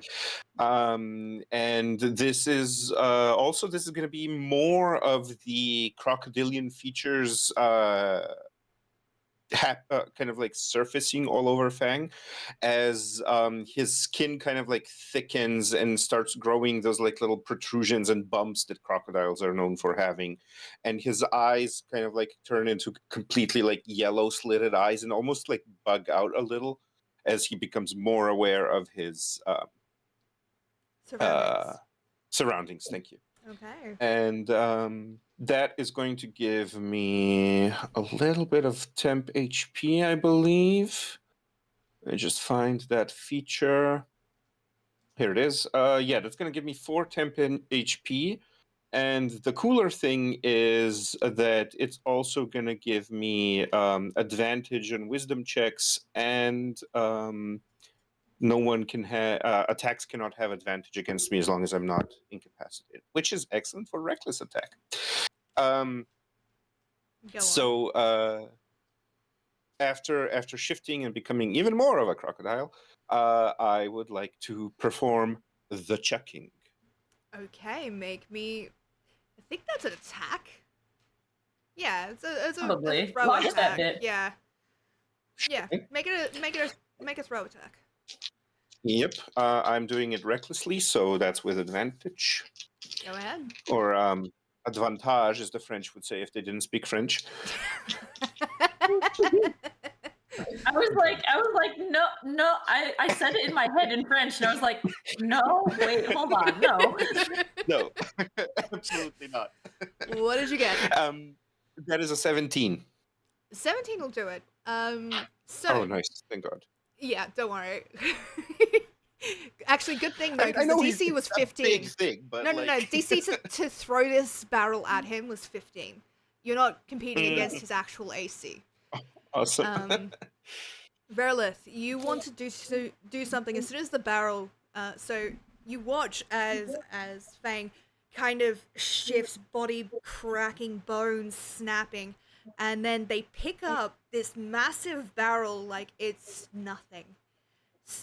Can I add in a spin? Like you spin just to get like the Absolutely. sweet. Like you know how Baseball like a bat is shot with the put tail. thing does, you spin the tail kind of shifting as you do to revert, because you don't keep the tail, right, when you shift? Oh, it stays. Oh, it stays? Great. Tail acting as a counterbalance, and you watch as this this barrel that is almost as big as Fang is gets yeeted up into the sky towards this swooping ice dragon. What are you doing? All right, I'm going to release a firebolt at this barrel once it gets close Yes. to There the we go. dragon. Yes. And I am going to, light that bitch up. Okay. Roll me a spell attack, please.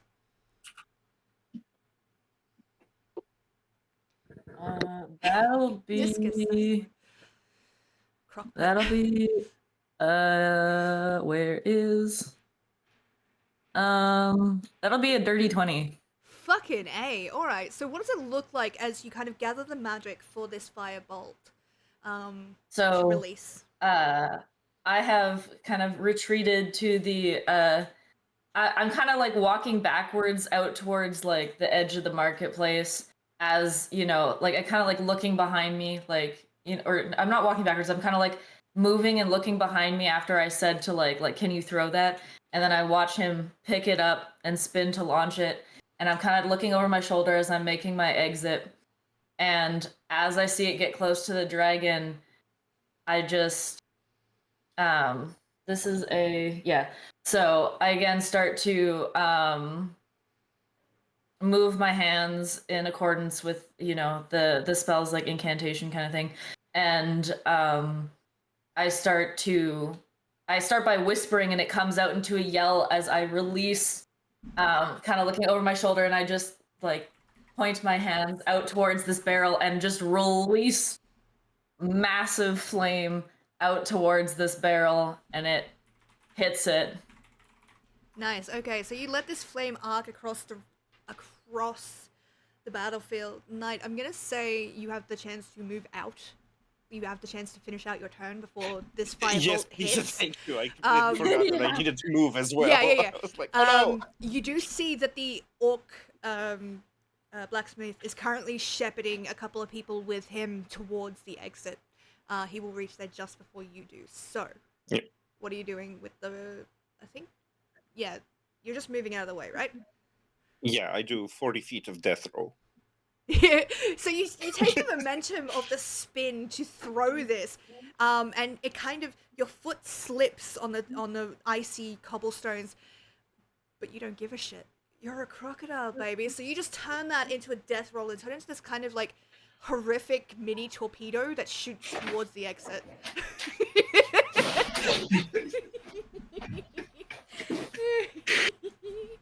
Okay, so as Vorgoth begins to swoop down into the battlefield, this big ass barrel of fucking gunpowder is yeeted up towards him. His mouth opens to blow fire, to destroy it, blow it away. But your bolt strikes first, and very much like the scene in Jaws when they try to blow up the shark, except this time the shark survives. It blows up in his face, and what would have been a graceful landing instead turns into this crash landing into the marketplace. His rage from that is intense.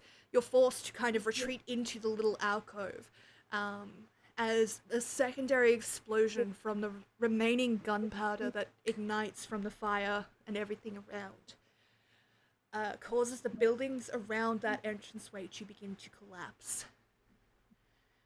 The earth shakes as he hits the ground, his scales pale in the light of the torches.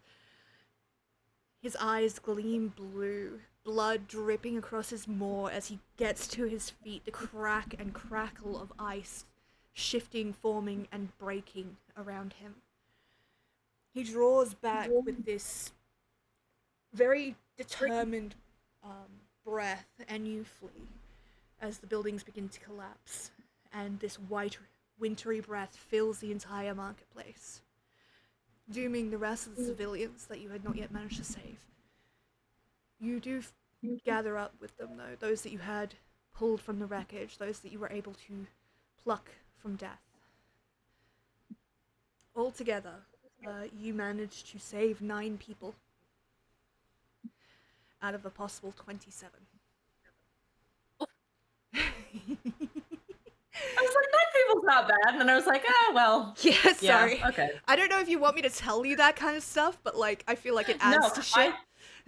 No, I think it does. And that's a me reaction. My character focused on exploding the dragon. Reliable, goddammit. Stop making me laugh. I feel like I know, they keep posting things and I'm like, no, that's so funny. When they said the crazy eyes of a pyromaniac, I was like, you don't even know the amount of times I've been told I have crazy eyes. Leash? I feel like Swift would have clocked roughly how many people were in that square and instantly counted how many people they were able to rescue. Is going to be like, oh dear, okay, could have done better.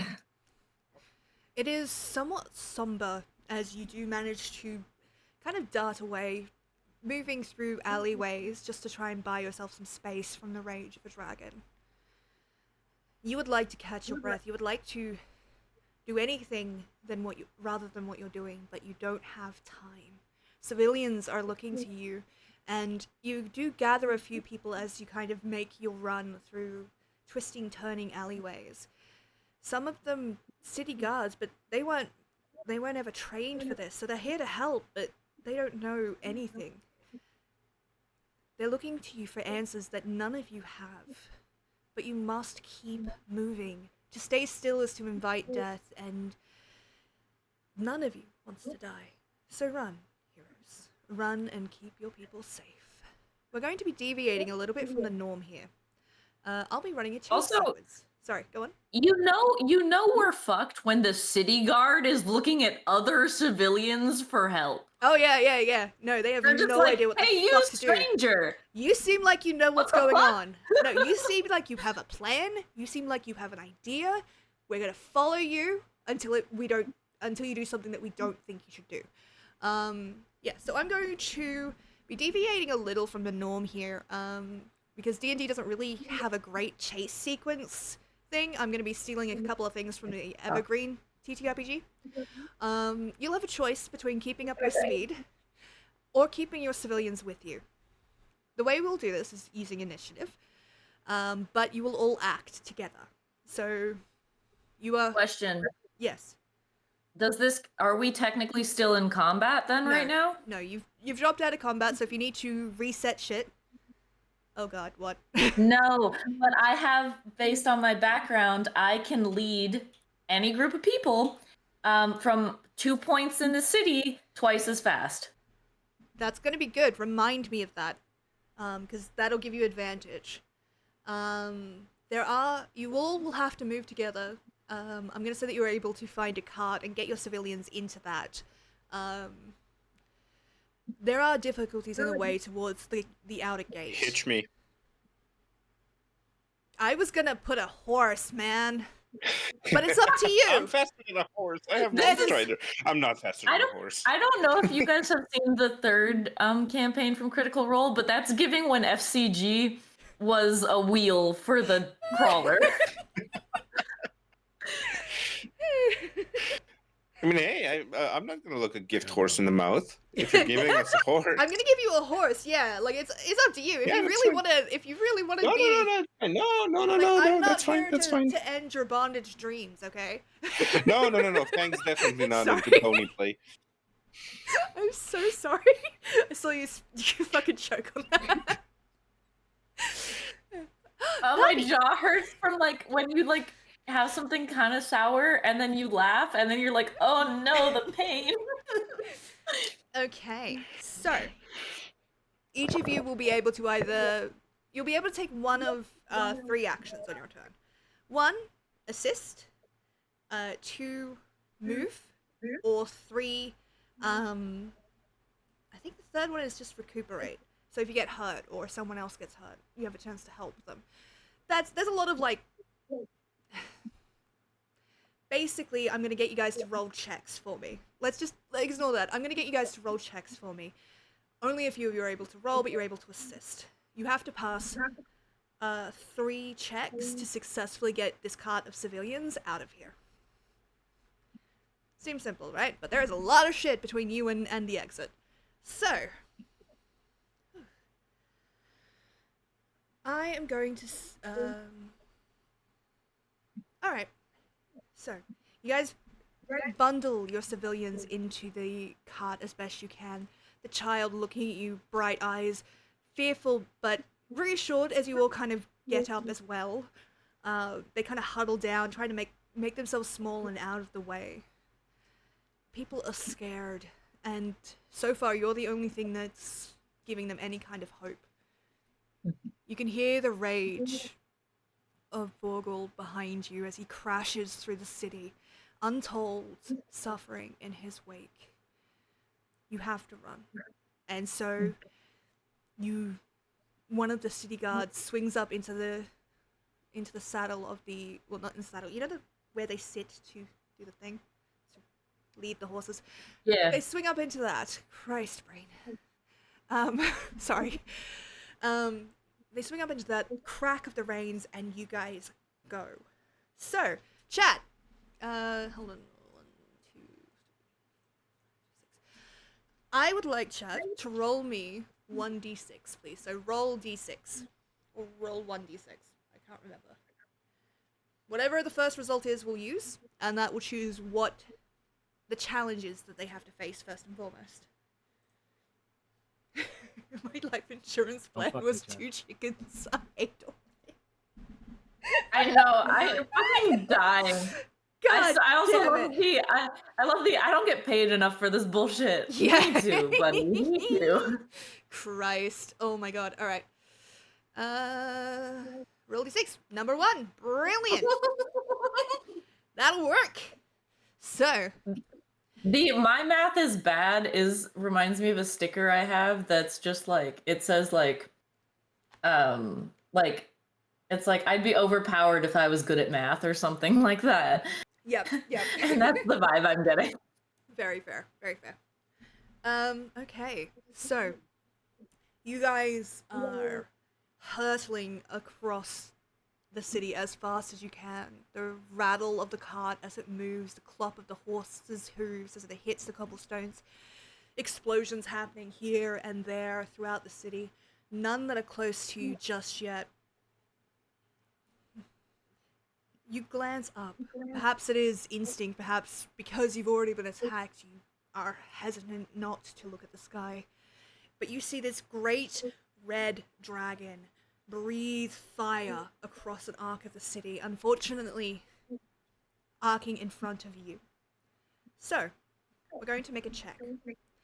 You can try to stop, or the cart can take damage. What would you guys like to do? There are other options. I'm just trying not to railroad you into choosing things. But a great wall of fire is right ahead of you, about 30 feet from where you are. Your cart is currently hurtling towards it. If you don't do something, you're all going to take a lot of fire damage going through it, and it might impose disadvantage on later rolls. Is there anything, like, is there any reason we would want to, like, go through the fire? Like, is it, like, a faster exit, or, like, is there something of worth beyond that fire that we would want to go through it? It'd be quicker to stay on the main road where you are to get to the exit. It'll shorten your trip. If you don't go through the fire, if you don't find a way to either take out the fire or do something to be able to pass through the fire, you will have to do another check to succeed. Okay, well, so two things.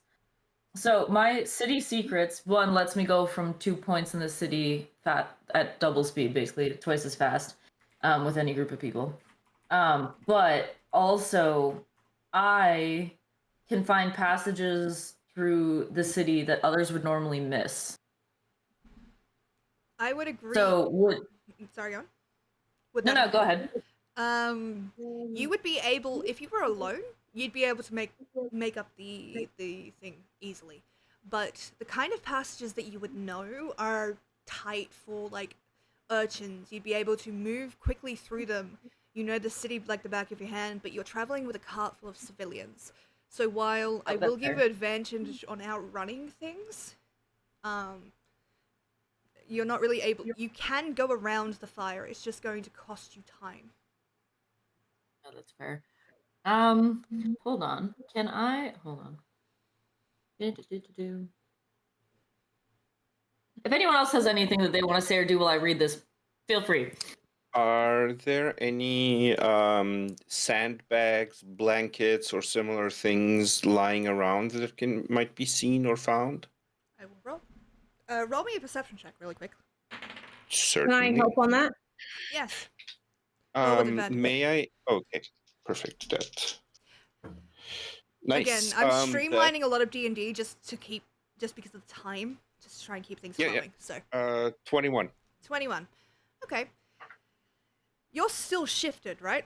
And your eyes are quite sharp. That was a question that I had to ask because the shift lasts for a minute, so I don't know what the the time. Let me just double check, but I think it lasts a minute. The shift is 1 minute or until I die. I mean 1 minute. Yeah. No, I think it would have worn off by now. Okay. 10 minutes, you would still be shifted, but like. Okay. Yeah. Okay. So you kind of. What? I do. Technically, the thing that Chlor gave us for Swift and I lasts for 10 minutes, I think. So I would get another D4 on that if Swift is within 30 feet, which I'm assuming Yes. is the case. Yes. So that 21 becomes a 24. You already beat the DC. Beat it harder. But now I beat it better. Yeah. All right. So you lean forward. You're used to trying to find things, trying to keep yourself alive. It is an instinct, and you need a solution. So you lean forward, kind of gripping the edge of the cart, looking ahead of you, and you do notice that there was some construction being done about like 10 feet before the flame wall, which does happen to have quite a few sandbags. I'll say that the check to pass, if you want to try and grab them and then put them onto the fire, will be the check that you have to pass this encounter. Yep. And it's going to be a dex check. Just to be able to snatch it out of the thing. Now, you guys can help, or if you have another Are we able to help? Yeah, of course. So, Yep. Keen to help. So dex check for all of us? dex check. Acrobatic? Actually, you know what we'll do? We'll do 2 checks. Dex to grab it, strength to throw it. You can assign this however you like. I can grab it. I will grab. You don't want me to throw. Okay. I would like to be the one to perform the chuck. We grab he chuck. Okay. That's your new name. You're just the Chuck now. I will cast guidance on whomever you think needs it more. Oh, I'm not answering that. You guys can answer that. Oh yeah, I was leaving it to them. I'm like, whoever needs it more, y'all need help. Dex is okay. Again, you don't want me throwing at all. What we can do is have Swift and Verlath, one of you can grab, the other can help. And then Okay. Yep. Fang, you will eat. Yeah. Kalor, you can pick whoever you would like to give guidance to. Yeah. If I I may would say just the throwing. impose a little bit of a mechanics thing, not rules, but like just the best option would be actually, I think, if Chlor helped Fang, if that were possible to throw, Verileth helped Swift to grab, because Swift and Fang both get the 1d4 from the bond while they're within each other. So then we would both be rolling with advantage and a plus 1d4. Sounds good. Swift Dex and Fang Yeah. Strength. Sounds Yeah, good to me. that's a good idea. So we're on this. I'm gonna assume you notice the Yeah, you guys sandbags, and you just yell at us. You're like, grab those, and we start grabbing them. Okay. All right. Are we flat decks or acrobatics? Just for the grab. I feel like it's a stretch asking acrobatics, but It's a bit of a stretch. Acrobatics is more about your movement than the thing, Yeah, so I'm gonna go yeah. with Dex. Flat Dex, cool. With an advantage and a D4 assistance. cool. I've got the +3 on the dex. Just before we go any further, Senpai, what's your dex? Like my modifier Yeah, your modifier. is What's plus your 2. bonus? +2. All right, cool. I've got the higher one then, so I'm going with the helpful. Okay. So.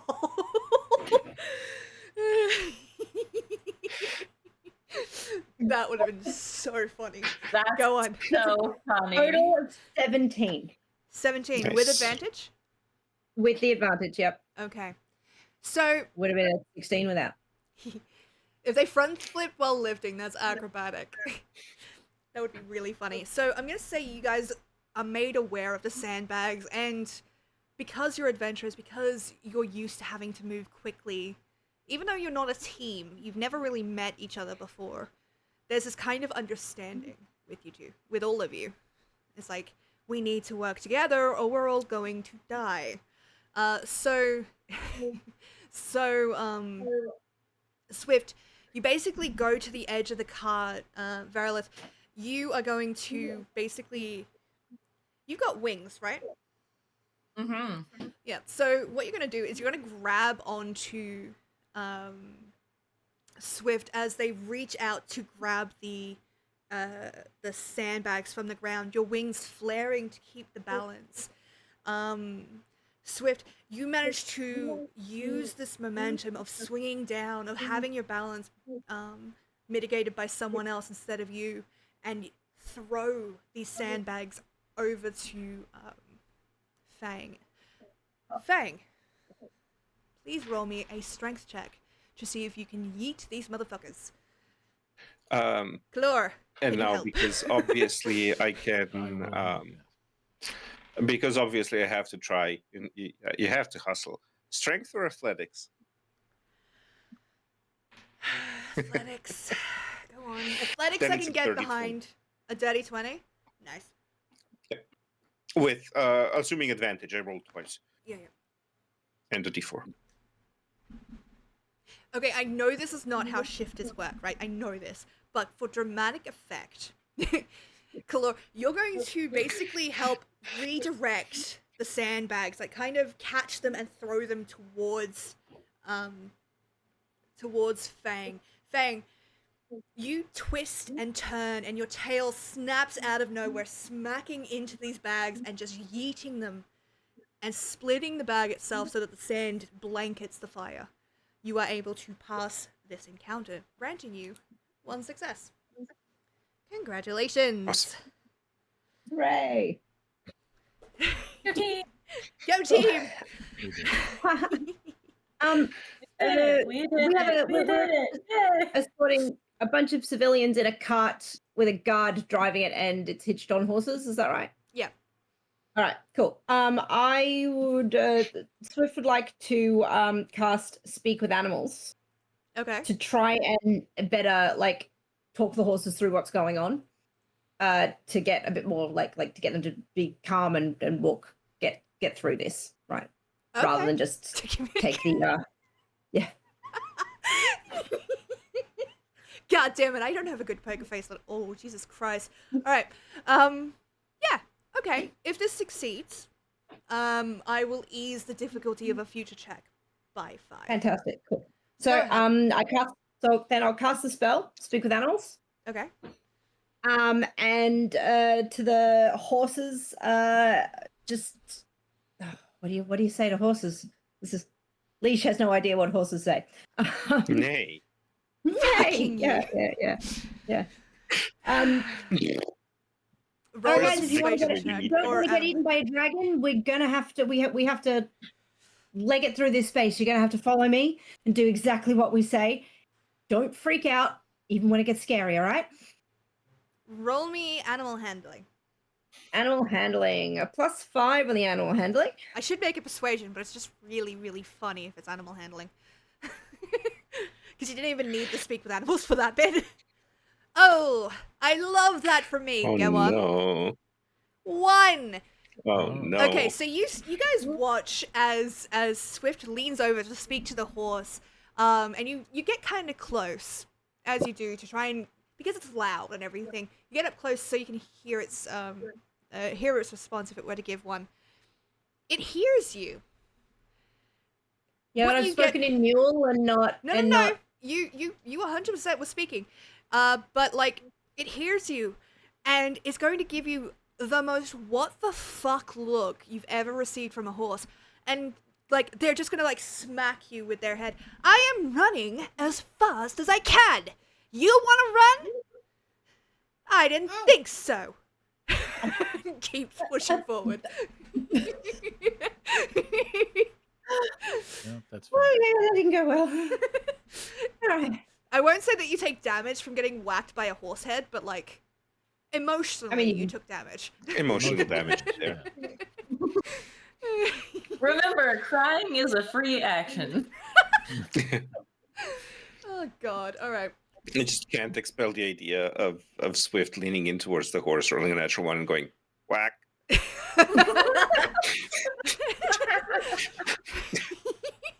To the rest of you, that's what it said. Like, what? I was like, does that work for people? Alright, It's all foreign to Fang. so do I let chat roll or do I roll for the next encounter? Let chat roll. They haven't rolled in a while. Alright, chat. Roll me a d6. Please. And I'll remove the 1. If it's 1, I'll just shift it to 2. After this segment, we will take a quick break so that you guys can get up and have a bit of a stretch. Perfecto. I've been fidgeting because I dropped my d20. Yeah, One I of my dropped my D20s, dice that's all. bag about like 40 minutes ago, and I haven't been able to get it. It's okay. I've been having like a terrible cramp this whole time. That's why I've been like shifting around so much. I'm like, at some point we will break and then I'll be okay. Yeah, please Yeah. tell me if you need the break, because I'll take the break now. I don't mind. I just Okay, thematically I do it we at can do the this last. end of the thing. Yeah, we can do it this last part and then we can Yeah. break. Yeah. That'll be fine. Yeah, Absolutely, alright. yeah. Should If be one fine. of you wants to roll in chat as well, because chat isn't rolling, Sure.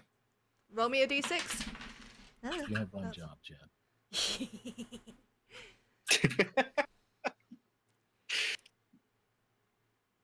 It hasn't rolled for me. So. I heard a. Okay. Oh, that was me rolling. Oh, that was 3. you rolling. I was like, how does the Interesting. thing work? Yeah. Oh, we both did it. Oh, there we go. Or we both tried to do it, but Okay. Everyone did it. Everybody did it. It's all good.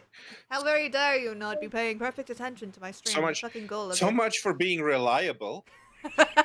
Don't bully my chat. Sorry. It's okay. I'm not I mad. have I'm just nothing but the disappointed. utmost love for Oof, you. that's worse. That's This so was much far worse. Okay. Perfect opportunity. So, the flames are gutted as you pass. The sand buying you enough of a space. The clatter of the wheels. You hear again the screech of a dragon overhead. Wings. I can't read chat. Wings buffeting as the red dragon swoops and turns. Victorious, triumphant sounds echo across the city from other dragons. also for those of you who know Critical Role, this is the attack of the Chroma Conclave, which means there are 4 dragons currently active in Emon. Yay. Okay. So, this is going to be a quick check. You watch as this red dragon swoops back and its wing catches against one of the towers and it begins to fall towards you. What are you guys going to do? You get 1 check.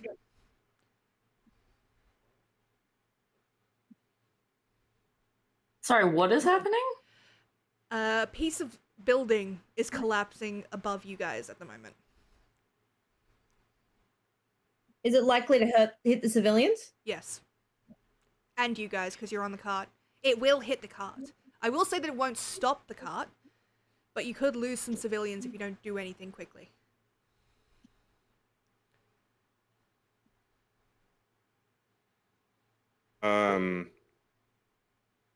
There's not much I can do against a big bit of falling rubble. Can I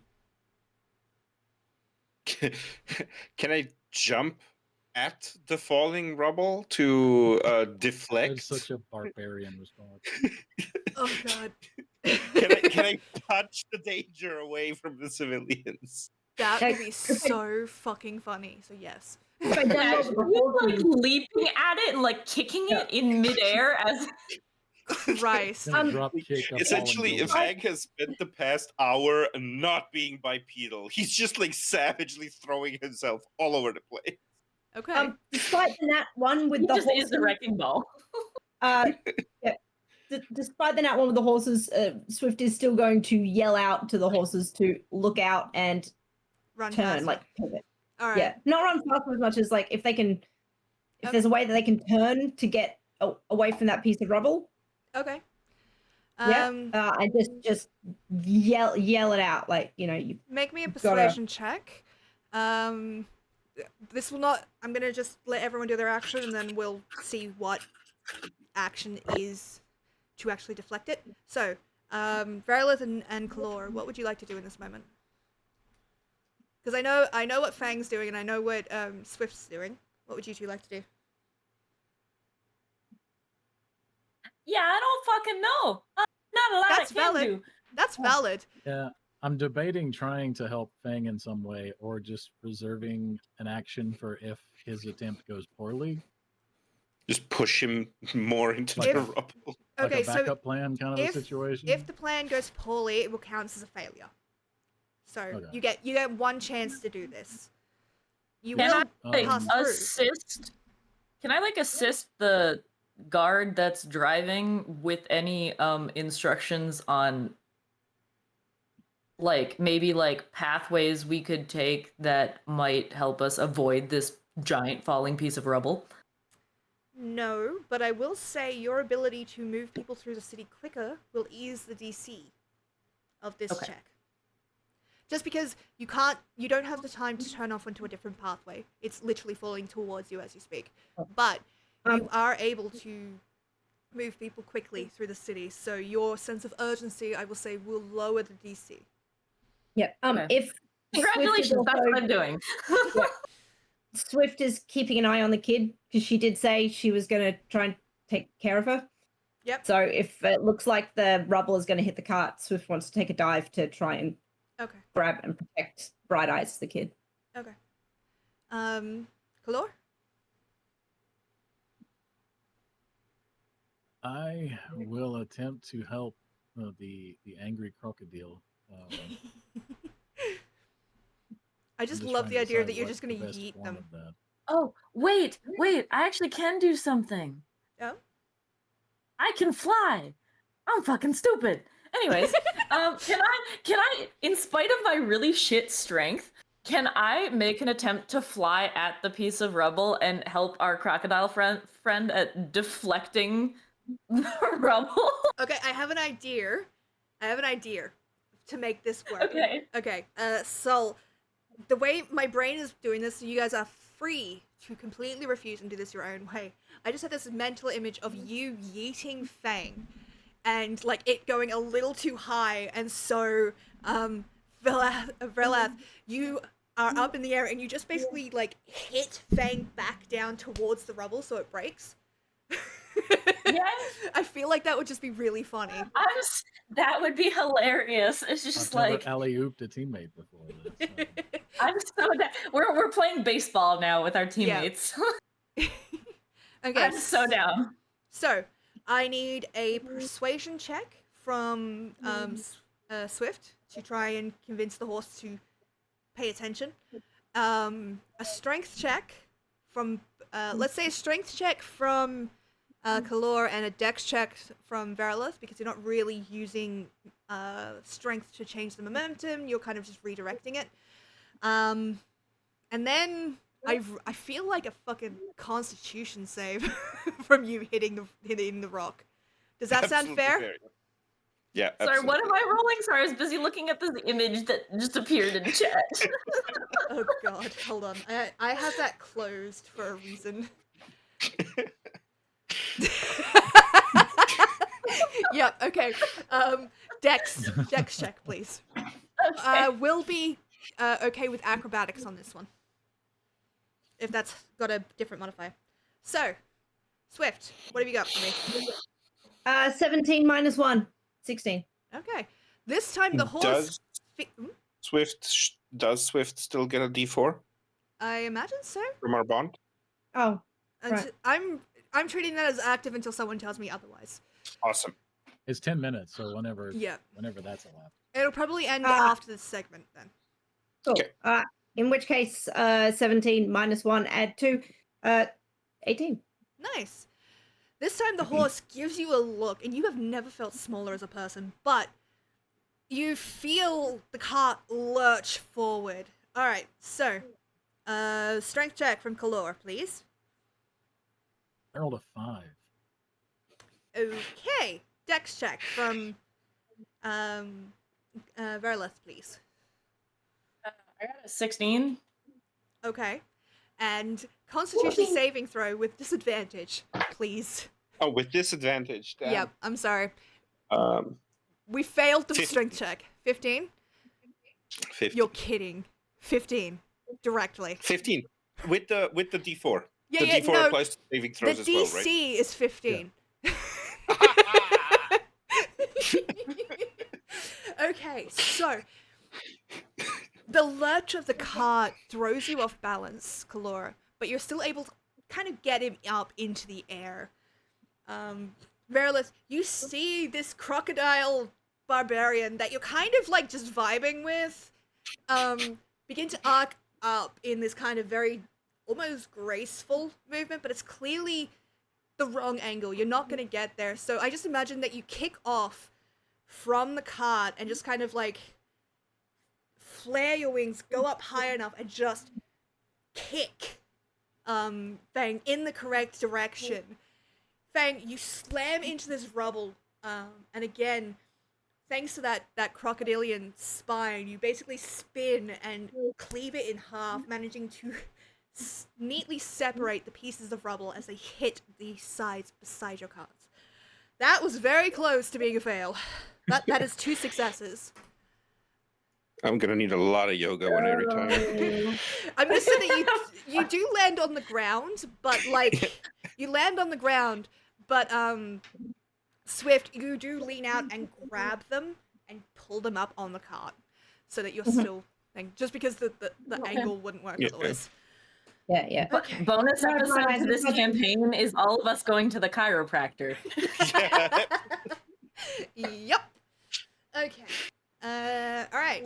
Do you want to do the last check now, or do you guys want to take a quick break and then come back to it? We can do the last check if you want. I'm like busy. last There's a kitty outside the glass door next to me, and I Aw. can hear him. I can't hear him, but I can see him meowing, and I'm like, "Ghost, you sweet baby." No. I just want to pet. I just want to pet the sweet baby. I love him so. He's so affectionate, and I love him so much. Aw. All right. So, the last encounter. You guys are nearing the southeast gate. There's so much death and debris everywhere, bodies strewn across the ground as if by some unforgiving hand. You're not really comfortable with how much blood and viscera there is, but you have to just put it out of your mind. There's no way of helping some of these people. But it's as you begin to get closer that you see a couple of survivors ahead of you, huddled in a doorway. You can hear the whistle of another dragon swooping overhead. This one is, if you glance up, is a vibrant green against the twilight. You have a choice. You can leave them to their fate and gain an automatic success, thus taking you into the next part of this adventure. Or you can risk it all and have to make a chance, and have to actually make this check to try and save them, at the risk of damaging your card or failing. I leave this up to you. The trap. Don't give away my secrets, dude! Just to make sure I heard correctly, so we've got our civilians in the cart with us, and there's another group of civilians that are imperiled by the green dragon. Yes, so just ahead of you are like a man and a wife kind of like huddled in the doorway as destruction is kind of raining around them. Now, you have a clear enough path that you'll be able to make it through. But if you try and stop to help them, if you try to get them up on the cart, you're gonna have to make a check. So, you guys can automatically succeed. Or you can put the people in your cart and yourselves in peril to try and save them. I didn't realize you were putting us up against the trolley problem today, Sparrow. Ah, love you. I mean, proposition is that me and our animal friend, if you can move pretty speedy, is that you leap off the cart to try to get them on your back, and I can help by trying to lift them while flying, and we can catch back up with the cart and try to get them on the cart that way. Or and alternatively, if you can get them on your back, or at least one of them, that's something. If it's just the two of us, we split off from the cart, I can use I suspect I could use some of my city secrets to navigate us through some secret passageways to get us back to the cart at some point. Or I can again talk to the horses, ask them to wait, but like try and get the timing like as tight as possible for the second you guys are on the cart. Okay, let's move. So? Horses may not want to wait for stupid humans they're having to carry. You said Verlith visibly has wings. Yes. And I just saw. I do now. Yeah. Yeah. So having just witnessed that, seeing that there are two people in trouble, a short distance out, I think Galore will look to the driver and just, don't slow down. Hold fast. And then look to Verlith and say, we should help them. And he will sprout his wings from his back. Okay. Fucking go. The problem is my strength is ass. But That's okay. Yes. Okay. Mine is -1. That's not great. Okay, Okay, so what I will do here is allow you guys to make checks, you two specifically to make checks. You will have to pass a dex check to get back onto the cart if it doesn't stop. I'm going to set that as a hard DC for 15. So with you'll have to get the people and get back. Irregardless of that, to get back on the cart, it's going to be a DC of 15. However, I offered this the first time I ran this one shot. I offered this to people. I will allow people to expend resources to lower this DC. So, if anyone would like to give up a spell slot, the higher the level, the more it lowers. Yep. I'll give up my last spell slot. All right. I'll give up a spell slot. Okay. So. And I'm just going to try and persuade and guide the horses. I guess. All right. You're not allowed to I'm have also keeping a wings. good eye out for any more danger with my very high passive perception. Okay. hope. So, So we're both making dex checks to get back onto the cart, and is there another check before that? yeah, there will be. Okay. That one's just going to be that one won't contribute to success or failure for the mission. This one is just for you guys. Okay. And if you're able to save All right. those So people. then, were the expending resources is for the check for the cart, correct? And I'm- not for us. Okay. I will Just allow you to checking. expend resources to lower the DC of any check in this scenario. I'm happy for that. Yeah, Um, that's fine. I was just making sure that I was expending the resource for what I thought I was expending the resource for. Okay, so Yeah. Let- I will also burn a level 2 slot. okay, for which check? For the check to save the civilians or to get back onto the cart? Currently, to get back on the cart has been lowered because it's had 2 people spending spell slots. Yeah, so the first That has been lowered to 5, so it's pretty easy. Oh, nice. 5 per. Yeah, so I'll do the slot. first one. So you want to make that an instant? Oh no, to save people, right? Yeah, cool. Yeah. My brain doing things. All right, so let's get strength checks from both of you to see if you can grab these civilians as you go. Again, so I was curious though, if we could in tandem work this with my original plan of maybe getting our animal friend to help assist me in lifting, because like again, my strength is shit. So if he's able to move quickly, he can basically help by lifting, and I can help by pulling to get one person onto the cart, perhaps, because my strength is ass. Okay, yeah, I'm fine with that. It just Yeah. means that night you will have to pass a DC to get back onto the cart, which is Yeah, currently absolutely. 5. So pretty Yeah. hard not to, but all right. So Okay. strength checks from Knight, Kalor, and Verilith. Roll a 5 16. again. 15. 14. 14. 14 for me. Okay, and Verilith, sorry, I didn't hear what you said. I got 15, 15. somehow. Okay, and That's so weird. and I actually Kalor, have a +2 strength. you rolled a 5. I have a minus five. 1. Okay. So I will get you guys to roll your dex check to get back onto the cart right now, so I can narrate the whole thing together. So go ahead and roll. If anyone doesn't get a 5 or above, we might have some issues. I got a fucking 6. Nice. That 8 Got for me. 12. 12. Okay. So, it's a moment of intense stress. You know that if you mess this up, people will get hurt. People that you've worked to save will get hurt. But you can't leave people to die. No matter how tired you are or how scared you are. It's not necessarily being heroic, but it's what you will do and what you won't do, and you won't leave them to die. So, as a team, you kind of leap off. 2 of you wings extended, the other jumping like an animal into the air.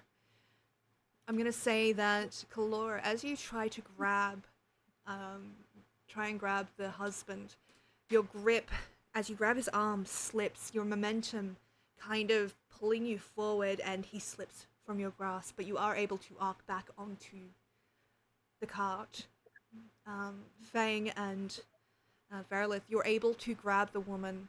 The man, seeing that he has been left behind, but like not intentionally, he's not mad about it, he's just scared.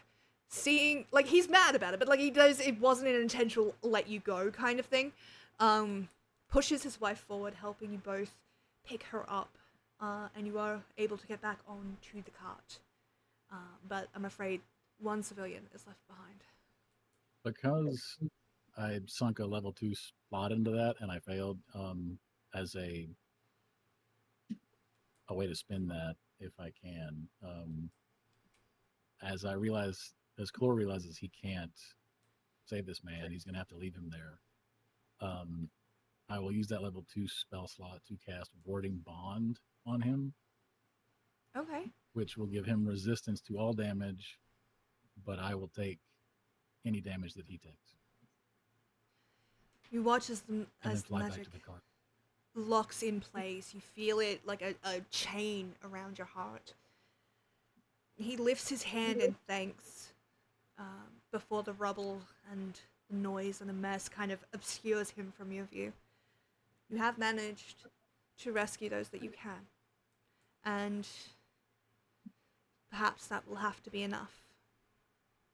This is where we're going to take a quick 10-minute break. So I'm gonna say real quick though, I'm just like, at first, he speaks to the what is it, the guard, and he tells him like to maintain speed and continue. And I see that he's going to go off with his wings to help the civilian, and maybe one of them cries out like, we've gotta grab them or something. And my character's just kind of like, all right, fuck it, let's go.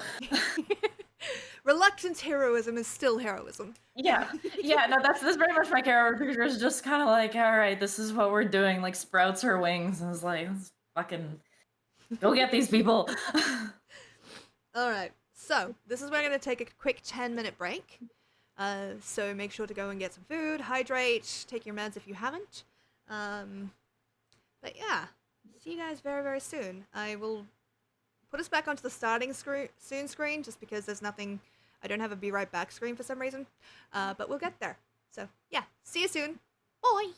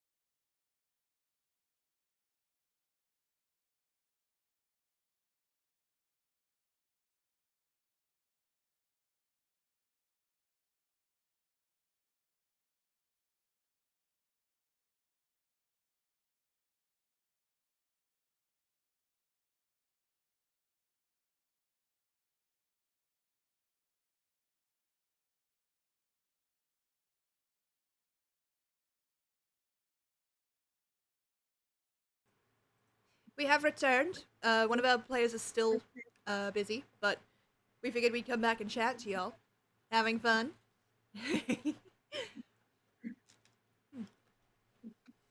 I'm having a ball. Best part is, Yeah. Yana has played this before. They were one of my first players through this. So they're like getting to see the different things that could have happened had they made different choices. So it's a lot of fun. It's very funny as One well. of the ways you could have fucked up. Mm-hmm. We did it so you don't have to. Oh man. I should not eat crunchy food on stream, that's a bad idea. Just it's awful for my sound design, I'm so sorry.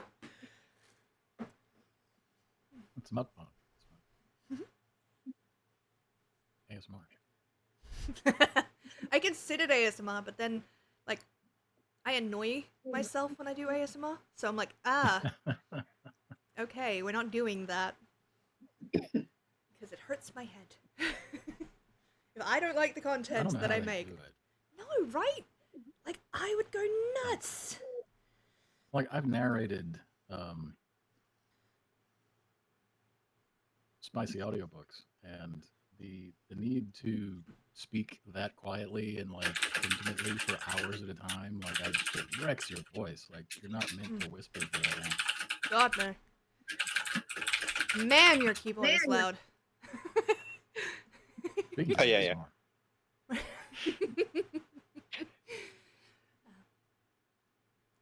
But yeah, no, like I've not done that. I'm not opposed to doing that. I've just not done that. But Mm. I've had to do voices on stream, and then there was a point where I had to do voices like this for an entire hour, and I'm just like, I would rather die than do that again. So, you may have noticed that ASMR streams have been removed from my point redeems. Because I don't fucking like them. Fair. Totally fair. You'd think I would My not thing do is that. like I can't deal with when they're like squelchy. Ugh. Yeah, Like no. that I can't No. do like squelchy ASMR. God, If no. it's like some sort of clicking or like rain or whatever, that's fine. But if it's like Nope. because when I watched Misfits and Magic, I of course had to Google what the fuck a mukbang or whatever it is, Mm. and that was a harrowing experience. Because like those videos are A lot. interesting. They're a lot. They are definitely a lot. Yeah, that's Yeah. definitely not my cup of tea. Yeah, there's no problem with it. Like, No, that's, absolutely. that's Just just the not thing for that me. always gets me. It's like, people get really mad if you just, like, say, no, that's not really my thing. And then, like, they take it as you're critiquing them for liking it. It's like, no, I just No, don't not at like all. it. Enjoy what you Yeah, want. Life please is enjoy. life is a Yeah. soup. I don't care if you enjoy chicken or tomato soup. Just like let me enjoy my own. Yeah.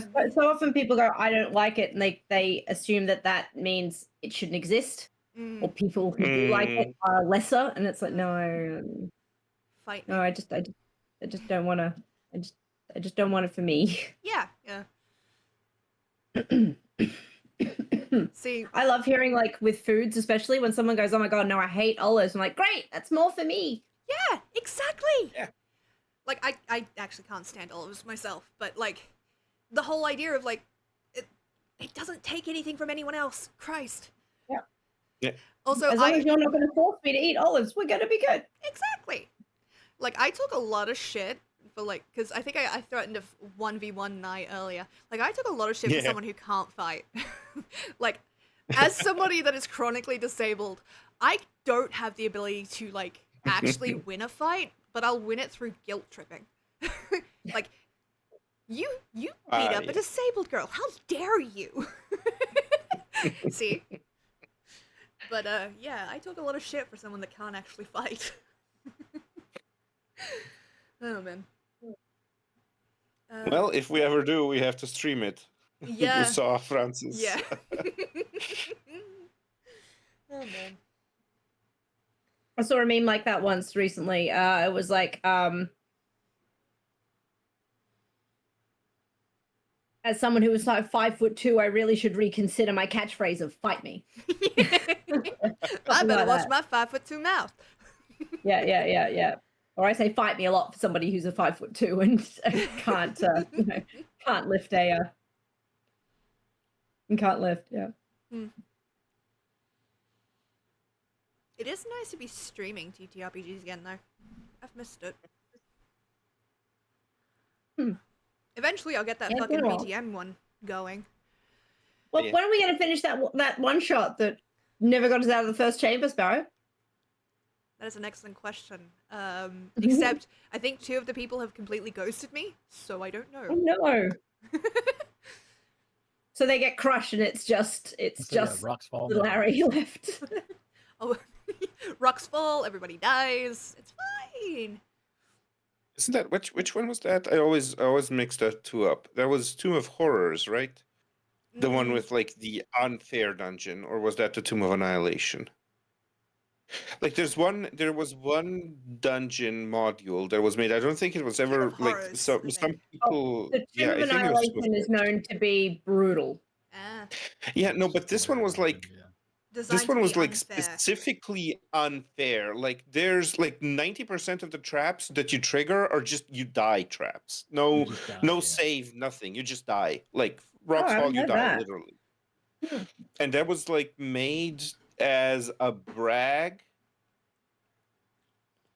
Apparently, that was made as a brag that it could kill even like the most broken, power played, min maxed character. And it's like, well, yes, if you write into the adventure, you die, no save, tough luck, I then actually yes. played a little bit of it and broke parts of it in a way.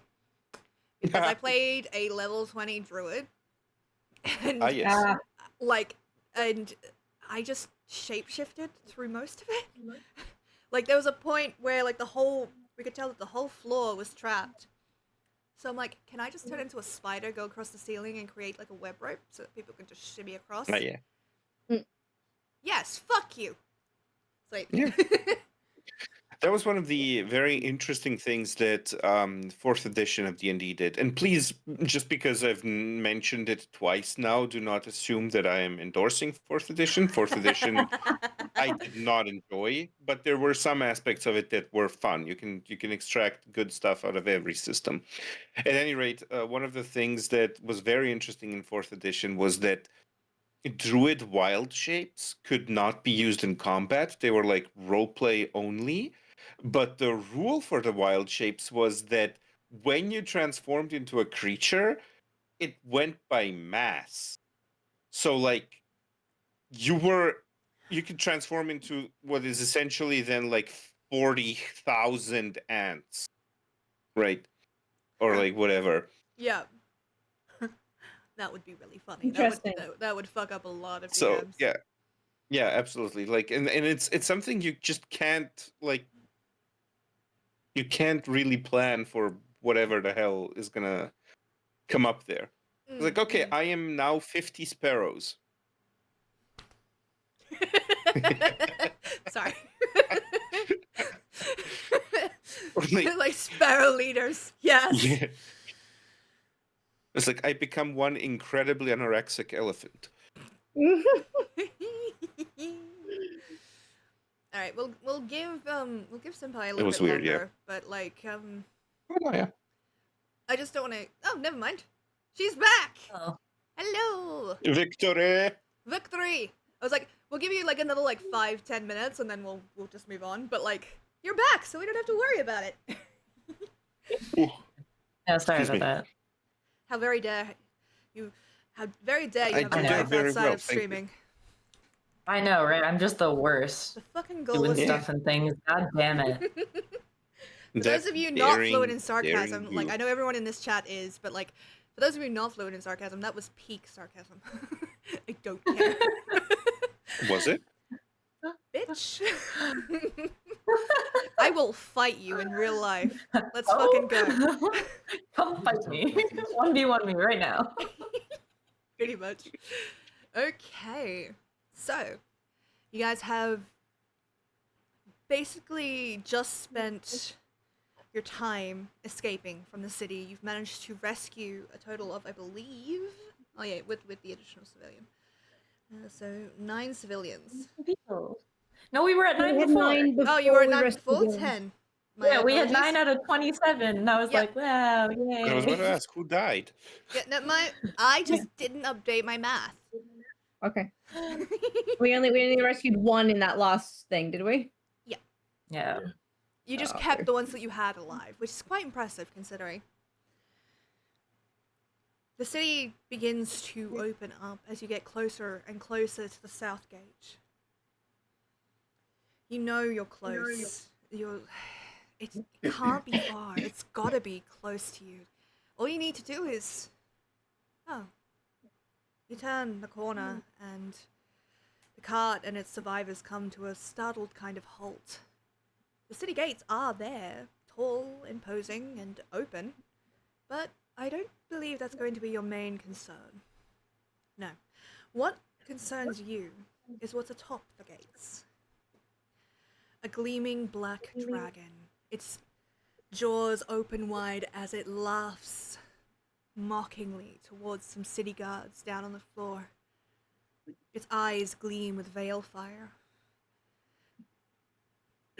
Sorry.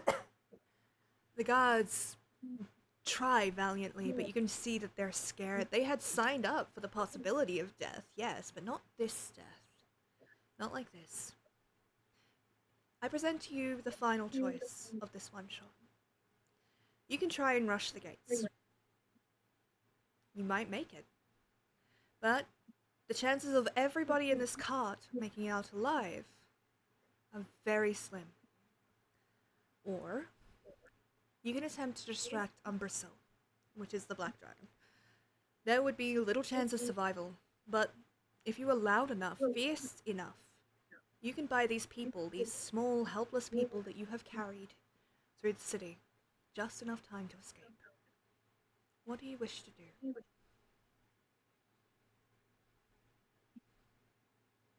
I mean, I'm gonna distract. Yeah. I'm like, I don't know what y'all are doing, but regardless of whatever the fuck y'all choose to do, I know what I'm doing. I feel like I want to try and sneak out with the kid, Bright Eyes, and as many other civilians as I can lead. They will be able to sneak out without you. Okay. If you are distracting enough to the dragon. So every action that you That's what take we're to doing then. distract the dragon, you can try and sneak out with them. I'm just letting you know because it will remove you from combat. No, that's all right. Distract the dragon then, I think is the way to go. Okay. You undertake this knowing that the chances of survival are slim? Yep. Alright. You take a moment. Umbrasil's still distracted. You have enough time to kind of reassure the civilians. What do you tell them before you head off to fight this dragon? They look to you for answers, for a plan. And you know they won't be happy if you say you're going to sacrifice yourself for them. But you have a chance. I'm gonna give them again. I've got my urchin ways, so I'm gonna give them the lowdown on where they're gonna go and who they're gonna meet when they get there, kind of thing. Of like, this is where you're gonna go, this is who you're gonna find. Like, ask for this person. Like, do this. And if they ask what we're gonna do, I'm just gonna be like, don't worry about it. Okay. I'm gonna back that up. Similar instructions with a little bit of just make sure you keep low to the ground and to the side walls. Try to keep moving. Don't stay still for too long. But turn specifically to the kid, Bright Eyes, and be like, okay, so this is the next thing I need to do to make sure that you're okay. Okay, you're gonna go with these people. You can stay with them, and I will come and find you when this is all over. Just to assure the kid that, you know, we'll find you, we'll sort everything out. Okay? I've got to go distract this guy there so you guys can run away. But Yeah, that's not going to be reassuring at all. the This kid poor looks child. at you. The kid looks at you. Eyes If I can, wide. yeah. Go on. If I can, I will come find you. Do you promise? Yeah. I promise. If I can, I will come find you. I'll look back to the kid and say, one of us will come find you. Okay. Okay. Listen, I'm banking on being able to do some kind of weird shit if I need to. Okay. Let's hope. The kid Yeah. kind of nods, and the blacksmith that you guys met earlier, and that you saved, Fang, kind of settles a hand on their shoulder. I'll look after him. Don't worry. Please do take care of her. Yeah. Thank you for this. Yeah. He looks at all of you. There's not much else I can do, but Yeah. maybe you've got a bit of a feather, used for the flocking of the arrows and stuff. I've got a few that haven't been cut up yet, and sort of pull out a kind of pretty one and sort of give it to the kid. Okay, keep that for me. I will. I'll keep it safe and sound, and you have to come back and get it from me. I will. Okay. All right. Anything else? Walking away as soon as we're slightly away from that group. What the fuck are we gonna do? Oh, I am immediately, as soon as you're like, what the fuck are we gonna do? I am immediately going to cast Mirror Image. I will give Cool, you guys I'm a out of chance self-love. to try to do any preparations. You have a moment. Chlor and No, I just think that's really funny. She's like, what the fuck are we gonna do? And I just immediately split into 3 extra people. And I'm like, that's what I'm doing.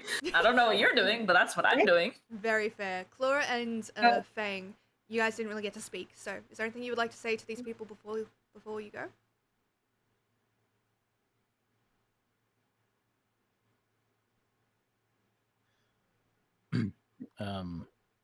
Yeah, Kalor will just address sort of everyone as a group. Just ride swiftly. Trust in each other. You will survive this. Be at peace. The air is warm. The sky is cool. Tomorrow comes.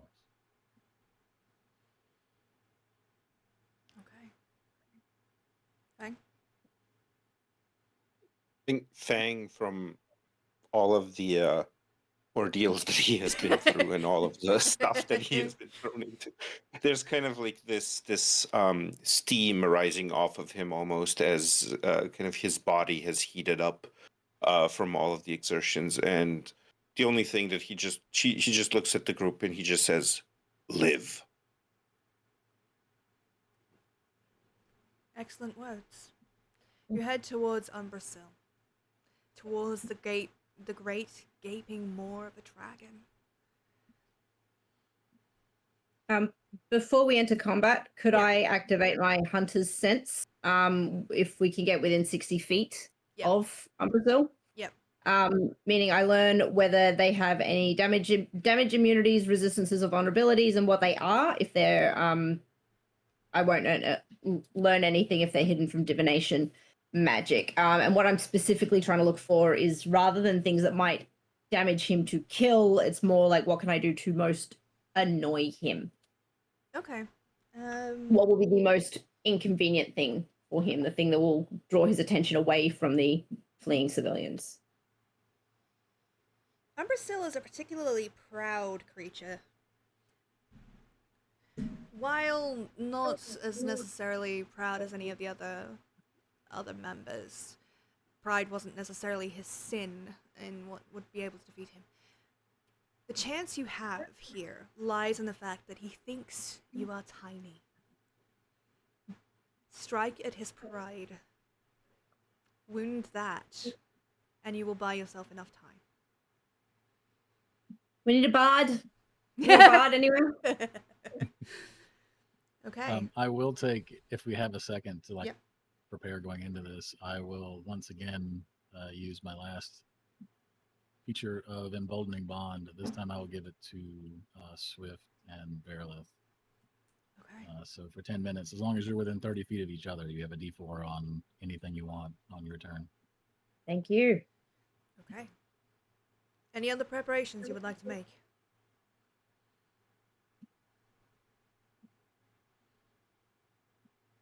Okay. You make your way over to the cowering city guard. What do you say to get Umbrasil's attention? Or what do you do to get their attention? Okay, so question. Mhm. If I cast Mirror Image, if I cast another spell, will it break the mirror image? Mirror image is concentration, right? No, No? it doesn't look Oh, like then it no. is. It's just a duration 1 No, minute. no, mirror image Okay. is not concentration. It's one of No. the best things about that spell. Yeah, no, it's fine. Yeah, You can one cast of the whatever you worst like. things is that it lasts 1 minute. Which is 10 Yeah. rounds in A D&D minute, talk. it's an eternity in I combat. guess yeah. that's I don't think that's going to fair. be an issue for us. Okay, well, so assuming during my speech or like right after my speech I cast Mirror Image, I'm gonna go out with my Mirror Image and I'm gonna walk out to him. And how high up is the gate? Like how high would he be from like the 60 ground? feet. Let's say 40 to keep you in 60 feet of it. Just Okay. for my own math. So he's about 40 feet up from you at the moment. Okay. I'm just gonna go, hey asshole, and I'm going to cast Ray of Frost at him. Okay. Fuck yeah. Swift is going to try and stay within 30 feet of Verith at all times. We'll get the name right by the end of the stream, I promise. I'm sure. We're just going to call you V, all right? Just in time to never use it again. Yes. Yep.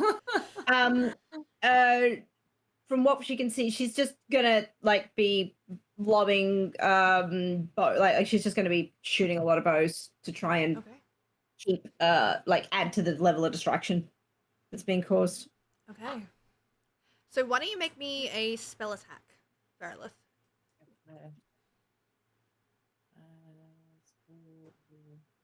That is shit. That is 10. 10. Oh, wait. Do I get to use the D4? Yep. For... Yeah. It's an attack, so yeah. Yeah, it can be any roll. That still did nothing. It's a 7. Or sorry, no. That's No, 12. that can't That's be correct. How math works. Yeah. Okay. That's not enough, I'm afraid. But you do Nope. succeed in catching his attention. You let loose this ray of frost that arcs through the air. Umbrasil turns his head from looking over the city at the destruction the rest of the Conclave has caused to tilting down to you with a mocking laugh. Little morsels. It gracefully, surprisingly gracefully for something of its size, dismounts the wall, cobblestones cracking beneath it as it makes its way down. The city guard that remain here, emboldened by your call to arms, your determination, take up arms beside you. You are not adventurers with great deeds to your names, but here and now, you are heroes, and they will fight for that. They will fight for you. Umbrasil's wings flare, amusement dripping like the acid from his maw. Little heroes come to die. I'm almost impressed. And everybody, please roll me initiative. Do not worry, we will not be doing a 50-minute combat. I'm not that mean. I just realized I don't know why I bothered to take mage armor, because that thing is going to kick my ass regardless of that small increase or not. Like, I don't know why I bothered with this spell. It's comforting to have. It's like a safety blanket. Just Yeah, in like a normal campaign, yes. You And can it's cast funny. it on other people. True, but I already cast it on myself earlier. I suppose I could still cast it on other people. But yeah, no, see, I was, now that I understand how to actually build characters better, I was like, oh yes, this is smart for sorcerers. Yeah, in like any other setting Yeah, I'm except this sorry. one. I'm so sorry. I know this is not a typical D&D setting, but also No, like... it's so funny. I've never taken mage armor before. I was just like, I'll multi-class to get armor like previously. Mm. And then yeah, now I'm like, I am dumb. And now that I did the correct thing at the wrong time. And The that's next the wrong 3 thing. hours of this one shot are going to be us trying to fight our way through like 3,000 HP. Yeah. In the 2 HP at a interest time. of not actually, in the interest of not dragging this out to Nah. fucking an hour and a half, I might run this the same way I ran the challenge that you guys were just Absolutely. doing. So let's say 4 successes gets the cart out of the city. So you may choose your skill challenge, you may choose what you want to do, but you must succeed 4 times to distract Umbrasil enough to get out of the city, rather than running a combat, I think. As much Yeah. as that would be fun, you're also facing an ancient black dragon, and I Come on. feel like your level No 3, you're chance. fucked. Yeah. And also, That's like- see, that's like- the reason I'm mentioning this, though, is I 100% would have taken a different spell instead of mage armor that would have made the dumb shit I wanted to do more effective. But Listen, I didn't. I did so, not oops. check your sheet, and mage armor has not benefited you in any way, so if you wanted to change that, I would not be any wiser. Fair enough. Okay, so as Umbrasil bears down upon you, you see the guards rush forward, trying to defend, trying to buy time. They are swept away. A swipe of his claw rends through flesh and armor in one easy swipe. What are you doing? Someone has to pick a skill challenge, someone has to do something. You need 4 successes. 3 failures means everybody dies. Well, no, let's make it 4 failures. Even success, even failures. I'm going into just becoming a nuisance with my longbow. So I would like to aim for the weakest looking spot on him Okay. and see if I can just land a hit. Okay. You guys good for that to be It's a- your skill check for this first success? Oh, I mean, if you can I pair that into the annoyance of casting another ray of frost while he's like talking at us, being like, "Oh, you tiny little shit." Basically, while he's being like, "You tiny little irrelevant shit." While he's talking, I'm gonna aim ray of frost right into his fucking mouth. Okay. Yeah. All So right. that's 2 attacks that have to pass for 1 success here. All right. I would like to cast Bless on everyone except myself. Okay. Cool. What And do we get does from that Bless? do? Yep. A Uh, D4 1d4 on everything. skill checks. Oh, cool. Is Oh, that skill does checks that and attack stack rolls. Yeah, it stacks. with the bond? Yeah, and it stacks with the other one. So the Bless is on every roll that qualifies, and the other one is once per turn. All right, yeah, but only the bond can be used for an attack as well. Is that right? Bless No, can no, only the be bond is everything. The bond is is everything. everything? The bless is not saving throws as far as I know. Attacks Yeah, and no, it skill is. check. Only It check. is? Yeah, okay. It is Yeah, everything. so Bless God is damn. attack rolls and saving throws, not Cool. skill Ah. checks. The Cool. All right, bond that's is great. everything. All right. So what the way I'd like to do this is like I'm going to show you how much like how annoying like how much impact something small can have. And I'm envisioning like, you know, when you've got like a really like something sharp and nasty stuck in your teeth or a hangnail or something like, I'm thinking Yep. all the tiny annoying things that can actually cause you deep pain and discomfort. And if you're aiming for his mouth V, then I think I might double down on that to see like if you can hit the mouth and I can sort of get in, like I just want to get like an arrow in between the gums on one of his teeth. Okay. Right. All Yep. right. So both of you, go ahead and roll me attack rolls, please. All right, cool. So longbow, bond, bless, and attack bonus.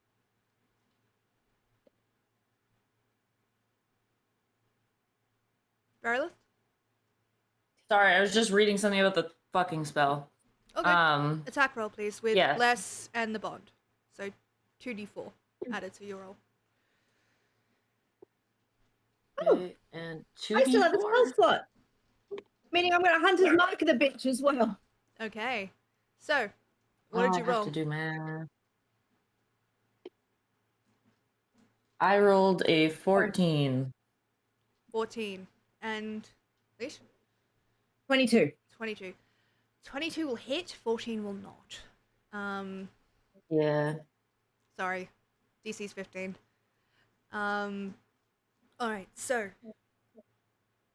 you let loose this ray of frost. It sparks in the air in front of him, making him kind of inhale sharply. That allows, Leash, your arrow to slip in and like sink into like that sensitive fleshy part towards the back of the jaw.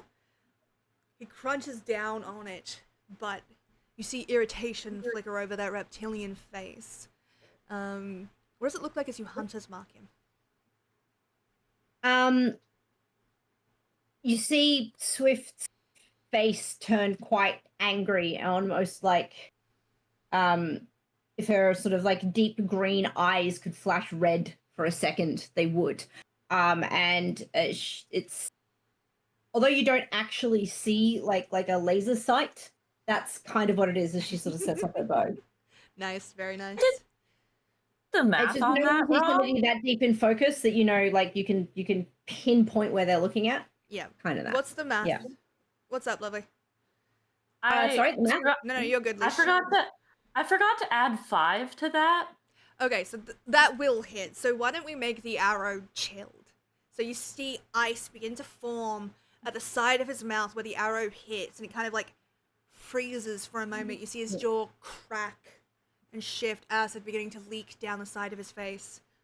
Are we That's rolling so much damage? nicer. That's so much nicer than what I was gonna try to do. I was just gonna try to shoot it at the back of his throat and just like basically just give him a sore throat and be like, while he's talking, just be like, shut up. You can say that, 100%. We'll call it. Are we rolling damage or not? Do you want to roll damage? Well, because the way my damage is set up, I get a D8 plus 2D6 plus 1D4. I Yes, kind okay. of feel like I want. Tell you what, right? Whatever the ice spell I'll does. keep track of the damages, see how much you actually do to Umbrasil. So that is okay. one success. Mhm. The reverse lozenge. Christ. I also his speed is reduced by 10 until the start of my next turn. Yep. Although we're not technically in initiative, so but yeah. Understood. I'll keep Yes, in mind. but still, yeah, his All right. yeah. So damage, please. That damage was sorry, no. A total of 23. 23 plus what did you do? Verilith? 3. 3? Okay. All good. So, Question: yes. Is there anything on this dragon that like anything like armor, a gem, a necklace, anything? Not particularly. All you see is just vibrant black scales. What were you I was supposed to add hoping an to extra do? D6 to that. I wanted to cast darkness on an object. Technically, the arrow is an object that is currently lodged in his jaw. Yeah. This is true. I can do that in the future, and that technically is not being worn. Cool. What's up? My damage actually was supposed to be 3d6, d8, d4, so add another 4 points to that damage, please. Okay, 24, 25, 26, 27, plus 3, 30, so 30 points of damage between the two of you. Alright, so, one success. He kind of reels back, his head tilting, catching the dying light. He breathes out and this smog of, like, acidic vapor drips around him. Make me Constitution saving throws as you move out of it, please. Everybody. Bless was saved. Bless was not saved. Hi! Bless the saves, yes. Hello, Fusca. Welcome in, lovely. Welcome to the channel. Thank you very much for the Green Ranger. raid. Let me get you a shout out. Sorry. I am dying mentally. How was stream, lovely? I am the luckiest of the lucky red sparrows. I am a Final Fantasy streamer on a quest for 100%. Did I do that correctly? Yes. Okay. Nice. Thank you very much for the follows.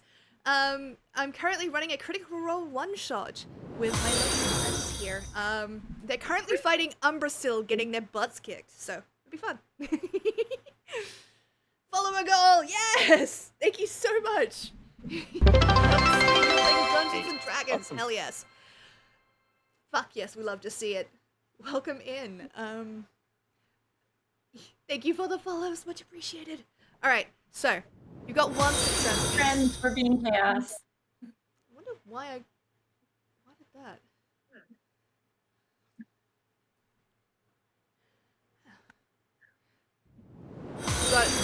Okay, so I needed Constitution saving throws from everybody to see if you managed to avoid the acidic vapors. I've got 19. 19? 11 for me. Okay. 8 and Sol? 4. Christ. The dice have been murdering me tonight. Yeah, Oof. so is Umbrasyl, unfortunately. Alright, so there is this horrific feeling of your skin beginning to itch, the way the breath hits you like a wave. Anybody that scored under 10, I'm afraid you failed the saving throw. As it begins to pulse out from him. You are able to step back, but I'm going to say those of you who failed will have disadvantage on your next attack, or your next, ability. As acid begins to bite and eat away at you. Some of the guards are not so lucky, as that acidic breath washes over them. They're not able to get out of the way in time, and you watch as it begins to eat away at their armor, at their shield, and at the flesh beneath. It's horrific in multiple ways. Watching a person go from a person, living, breathing, fighting, to nothing but a skeleton wearing armor and dropping to the ground. But you must press on. Also, Senpai, they love your hair. Oh, I wasn't sure if that was me or you. 'Cause I'm I was like, you assuming just got a you. haircut. I assumed it was I've you, never 'cause I was met like, you them. got a haircut. Oh, Thank okay. you. Well, then thank you. I'm people. assuming you. Oh. Okay. I just assumed it was you. Girl supporting Follow your girls. hair. Okay. So. 1 success down, 3 to go. What are you guys doing? Are there oh sorry, go ahead. No, go ahead. I'm just going to keep I- shooting. Okay. I wanted to ask if there's any like barrels of tar or anything of the like that I might like at the gate that I might throw at Umbrasyl's eyes to annoy him. Well, I'm about to darkness the a 15-foot spear off the thing in his jaw. So, yeah. Yeah, no, that's and I'm excellent. gonna expend 2 sorcery points to do that, because if I do that, I can actually see through the darkness.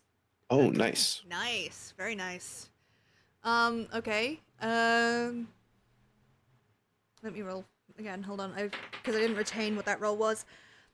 Yeah, there's definitely some barrels around. They had been doing repairs around the gate, and waterproofing is an important part of keeping a city gate from destroying itself. So you can definitely find some tar barrels, Excellent. which will help. My with the... thinking is tar is flammable. Yeah, I know. That's where I figured you were going with that. Yeah. If you'd managed to bring gunpowder, I would have been impressed. Yeah. All right. Don't fix a running system. I have fireworks I can distribute. Yeah, you do. All right. So, I know what I'm doing next time. what is the skill check you would like to base this success on? I'm just going to quickly explain to chat what that is. I might mute you so you guys can talk a little bit about it. So just so I can explain what's happening, and then I will bring you back online. Okay? Yep. All right. So I also should mute in Discord, shouldn't I? Because otherwise... There we go. I think, yeah, I can't hear them now. Alright, so what's happening is my beloved adventurers are currently trying to distract Umbrasyl enough to save a cart full of civilians.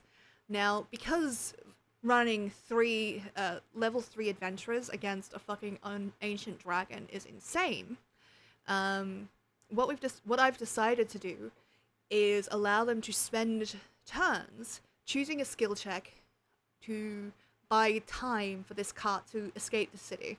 Now, it's not likely that, you know, they're going to necessarily escape with this card, but they are buying time to try and save the civilians they've managed to save over this one shot.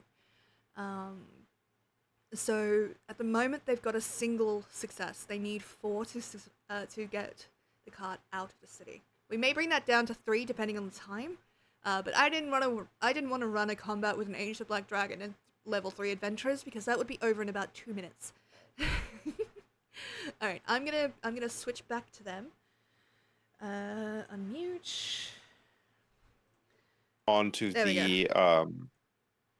the fact that, you know, we want that attention drawn as far away from the You can caravan. do other things if you don't think that's a good idea. I am do think more it's a good idea.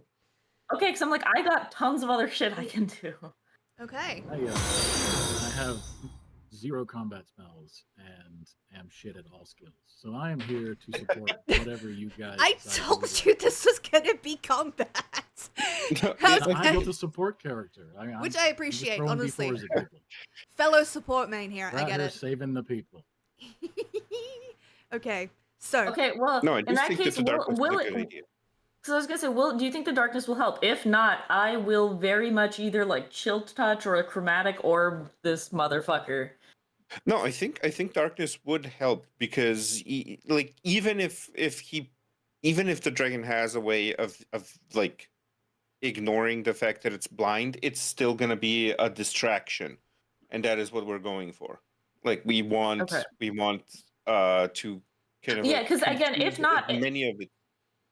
I mean, Go ahead. if not, he's at least going to be able to tell that I cast that on him, and that'll probably annoy the fuck out of him. So, okay. but also, Yes. just because we're not doing this quite in like normal combat rounds, can I also hand over the Fireworks to people? like all? I will give all but one to. Why can't I remember your character's name?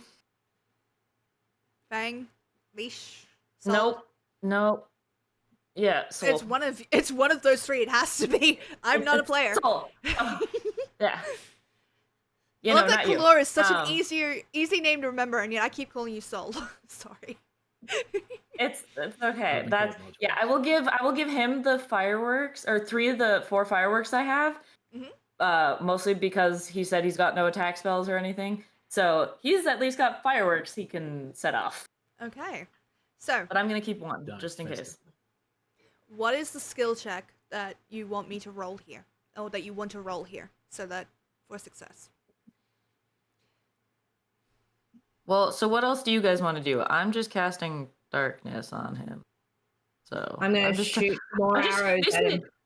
I'm just trying to give him disadvantage on future things if I possibly can, is really what my goal here is with the darkness. Yeah. Well, with me, like pretty much the only thing I have at my disposal is to throw things at the dragon or to go up and bite its claw. Yeah. Yeah. So, Swift is like yelling out, like, Give you it a know, break here. stuff along the lines of I'll show you what something small can do, in the aim of trying to wound his pride. Okay. Mm. You know what I So- mean? Like, you know, stuff like, you know, so big yet so like you know, So but, easily but distracted. an arrow in the tooth. Yeah. I am just getting the mental image of you going up to bite its claw in the same way of like when like in an anime like a dog bites someone's hand or something and there's just like this tiny little thing that's like Yep.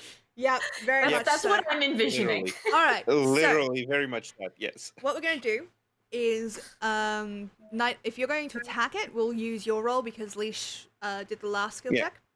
And darkness will lower the DC. Awesome. So. Yeah, I definitely will do that, and I will rage for this, and I will make it a bite attack for this. So instead I'm of like sure I will. the spine extending into a tail, now the kind of like the face kind of like cracks as it elongates, and kind of the his mouth become these like crocodilian jaws as they extend Okay. and grow sharp protrusions. Do you need me to roll for darkness? I don't believe so. Okay, because I'm like, I did, so if you do, it was a 22, but... Okay, no, that's good. That's good. Darkness forms in a sphere, latching onto the remains of the arrows still sticking out of Umbrasil's jaw.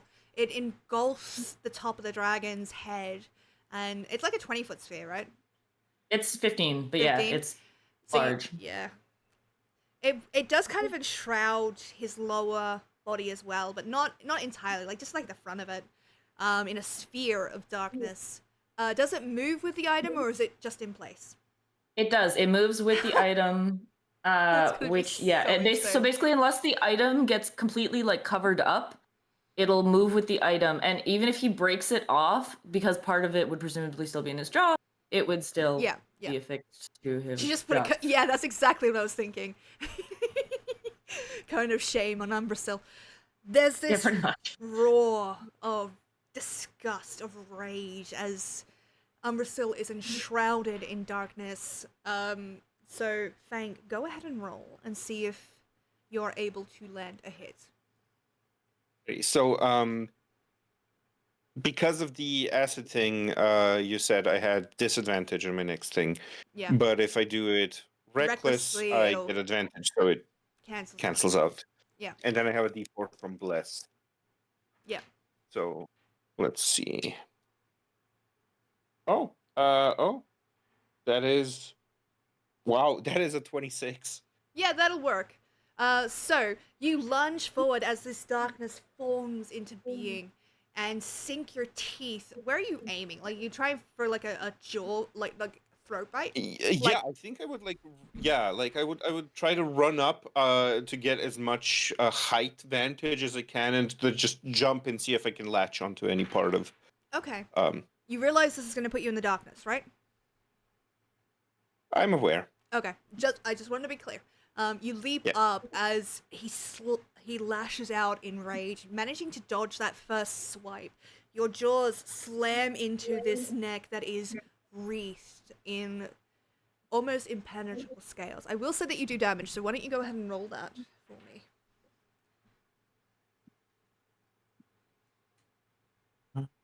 Just double check. Rage does an additional 2, so that is 11 points of piercing damage. Nice, very nice.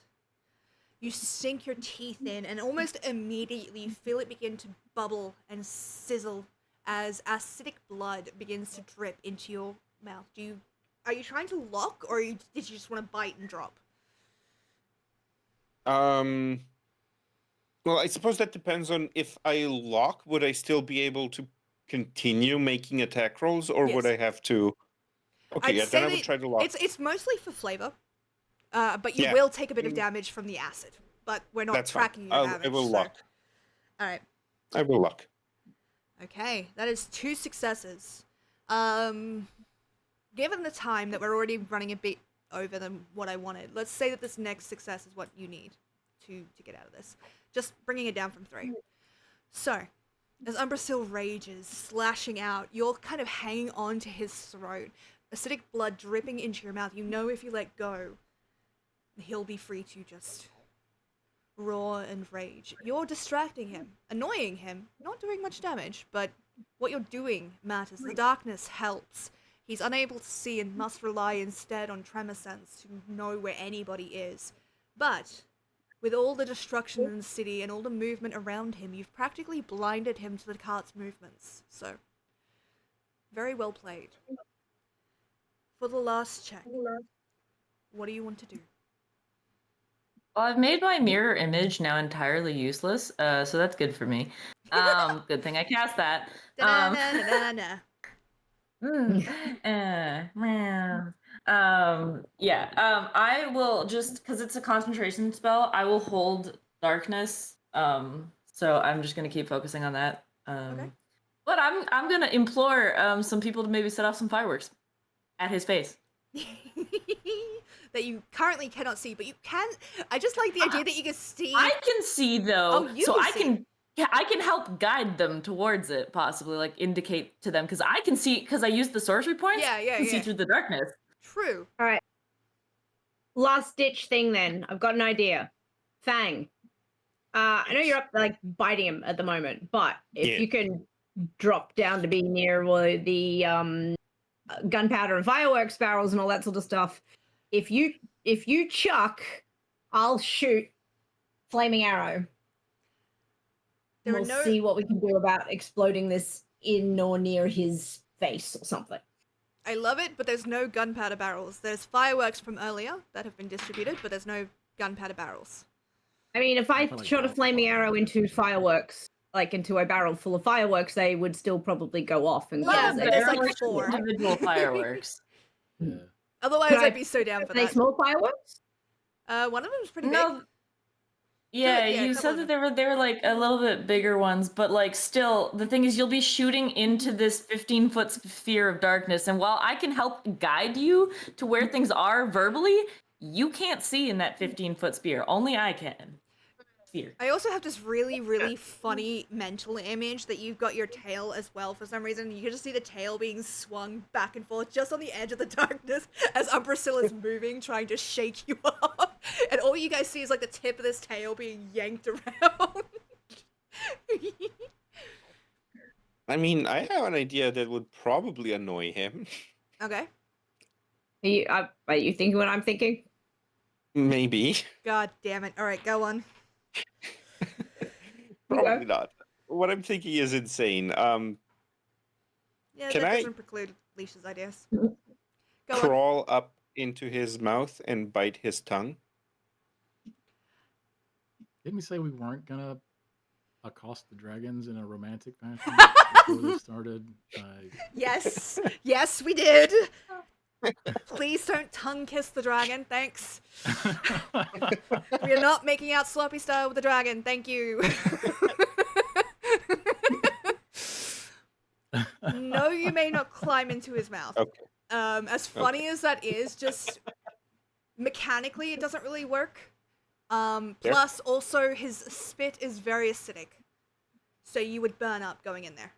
Yep. Okay, mine's a bit different. I was going to take the largest of the fireworks, and try and aim it as his cloaca.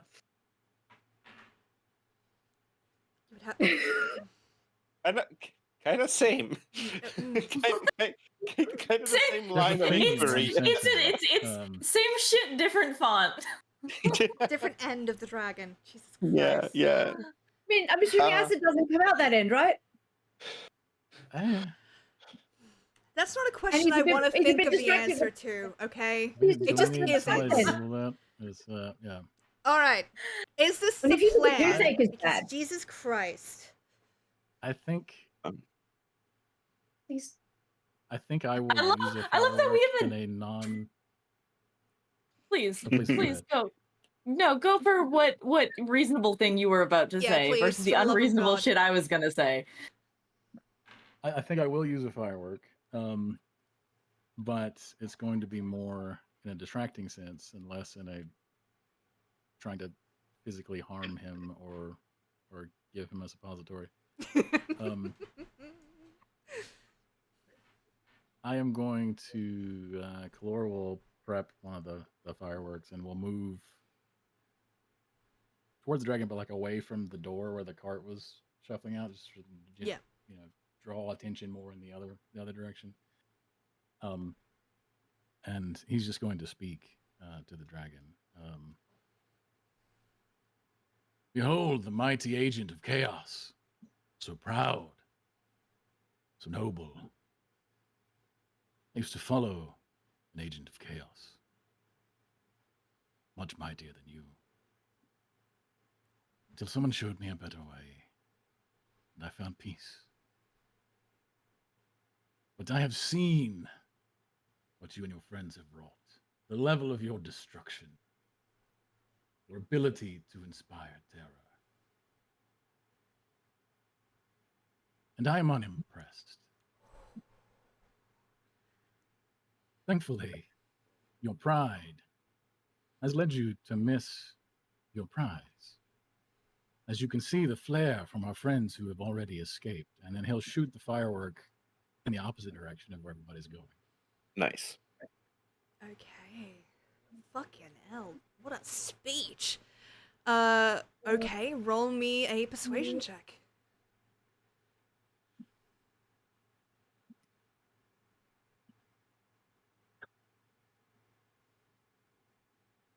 The dice hate me tonight. Oh no, what'd you get? 4. Okay, the DC was lowered, but not that lowered. I'm so sorry. That will be your first failure.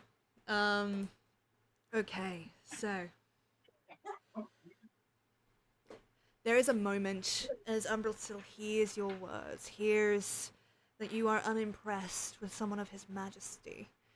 He sees... So, question, just because, again, in the mechanics of which we're doing this spell technically doesn't work.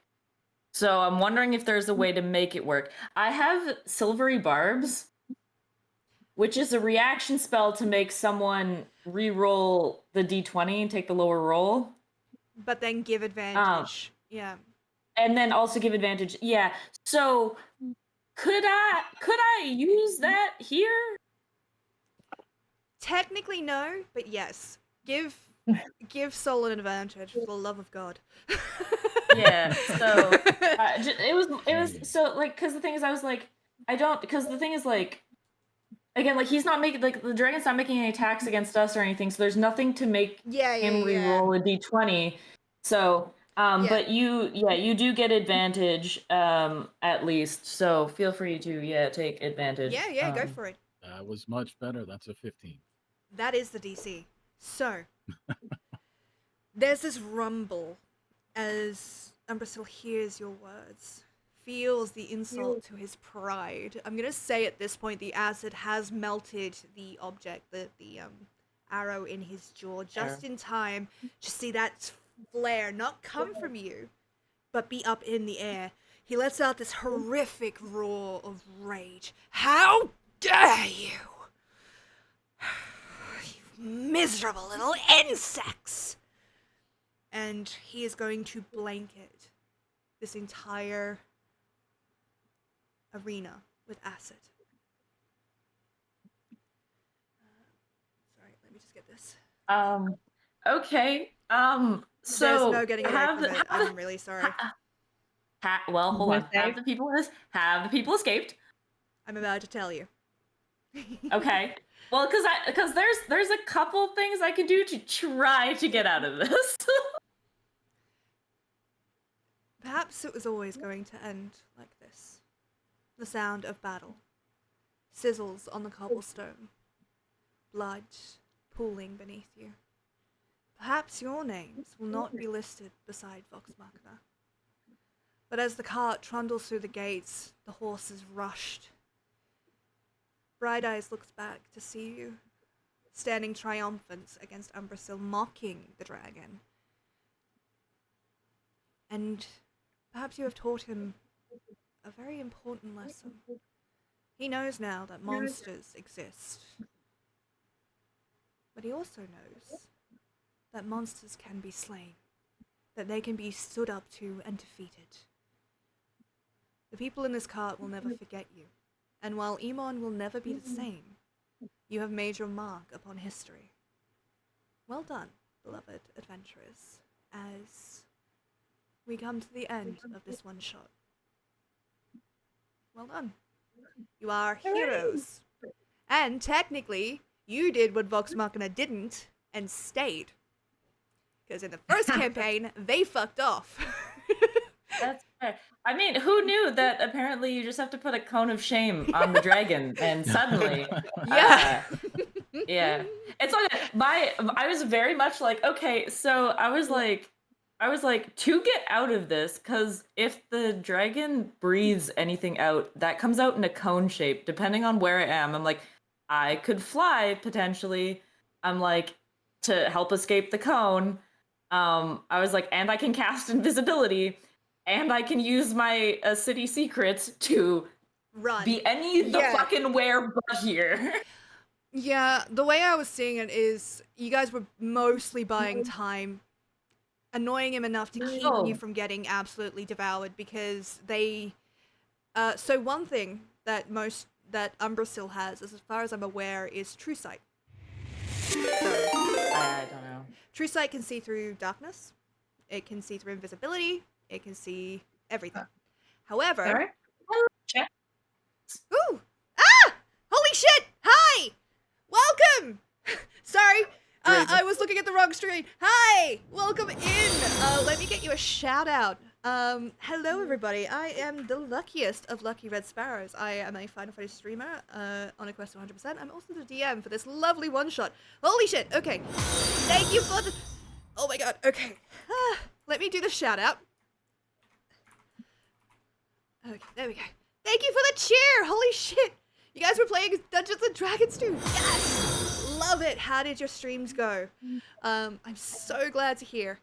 Thank you so much for the raids. Huh. Okay. What I was going to say, just a quick update. We have actually come towards the end. Oh my god, thank you for the gifted sub. Much appreciated. We're on our way to a shared hype train. What the fuck? Okay. Whew, I'm fine. A little overwhelmed. I'm good. I'm fine. So we were playing a Critical Role one-shot today, in which my dear adventurers here had to escape the city of Emon in the middle of the Chroma Conclave attack. We are at the end of that, however, but they were bloody heroic. Did kind of want to shove a firework up the dragon's ass, but like we got around Mad that. didn't let me do that. Yeah, I love very much that our solution to a dragon was cone of shame, sexual assault. Thank you so much for the gift and sub, Brandon. Much appreciated. And now we have a shared hype train. Dude. Shared hype train. Nice. Yes. You were playing D&D. You were on your 11th session. Fuck yeah. Lovely to hear. Nice. I don't know if a single one of my campaigns has made it to 11 sessions yet. I mean, my streamed one made it to like 20 before 2 of my players ghosted me. So. Oh, well, that's fine. I've got a couple campaigns coming up that I think are gonna be like some like actual long-term campaigns, and I'm kind of excited and hopeful. I've just gotten my first ever campaign to a year. Hey, nice. Nice. Yeah. Sorry, second campaign. First campaign did take over a year, but it was much less frequent. The 1 year one that I'm talking about was almost every week. For Hype train! Thank you, sweet son, for the 500 bits. Holy shit! Sorry for interrupting. Sorry, not no, sorry. you're not interrupting No, anything. interrupt. We're talking about what happened. I will obviously be posting the VOD so you can catch up, but you're gonna get a bit of spoilers because you know. We're at the end of it. Nice. But yeah, it was a lot of fun. It was very interesting because that's the second time I've run this. The first time I ran this was after a Critical Role event in Sydney when Critical Role came here. We were contracted to do an event at Fortress. And so this is the second time I've kind of run it. And I've made some changes. Admittedly, the first time I ran this with 8 people. So it went a lot longer. It hurt me emotionally and physically. It would have. Yeah. That would have. I'll do it. Yeah. Oh man, but that's a lot. Yeah, it was a lot. Yeah. So it's a lot nicer running it with like 4 people. Gives a lot more time. I hope you guys had fun. Absolutely. Absolutely. Yes. Greetings. Hello. Honestly, speaking of Critical Role, I'm always amazed how much shit they get done in 4 hours.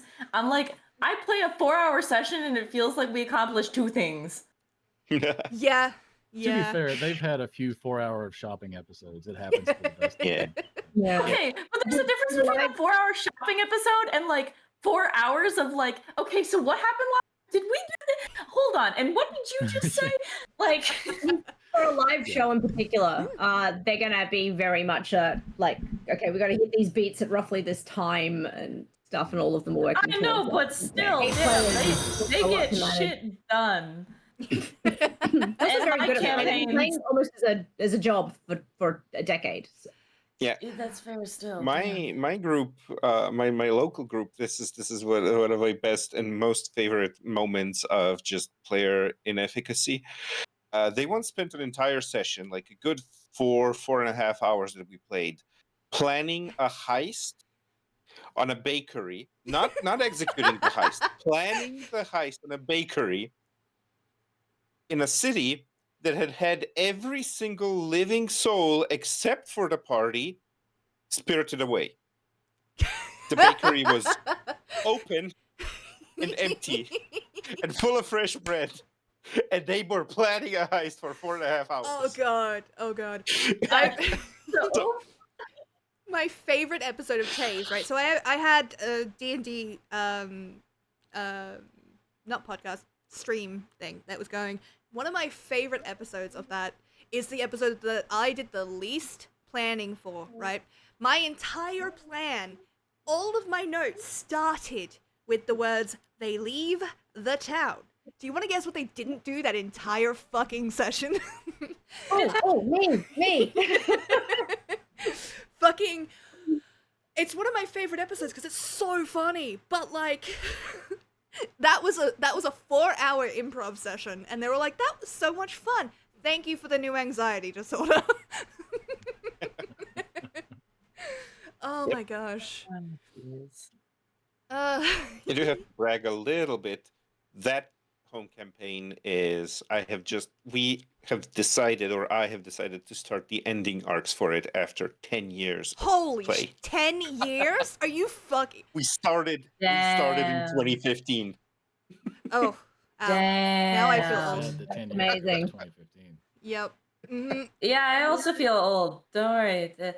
Literally, yesterday, I went to a birthday party for someone who turned 22, and I was like, "Who's married, by the way?" And I was like, "I am elderly." Okay. Hi. Puppy! Yeah, everyone loves the puppy. Yeah, the best doggo. The good doggo. With excellent dramatic timing. God fucking damn it. Hold on. So good. I can't believe I left that shit on. 1 second. There we go. Someone redeemed it on my channel. I forgot that I had it on. Oh. Not a word. Okay. All right. Sorry, what was Right that? at the end. Just does the in fox time say? to wrap it up. The fox does says, the "God fox say?" fucking damn it." Yeah, the fox says, "Fuck off." Hey, hype chest! Heck yeah! Shared hype train. Look at that. Look at that! Level The very 2? first shared hype train.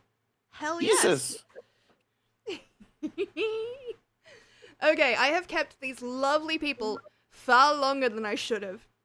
Yeah, it's almost the next day for me at this point. Yeah, I'm so sorry. So... That's all my good. secret. It has always been the next day for me.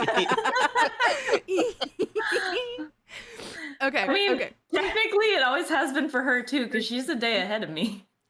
Yep. I am a time traveler, darling. Yeah. This is next day for me. Okay.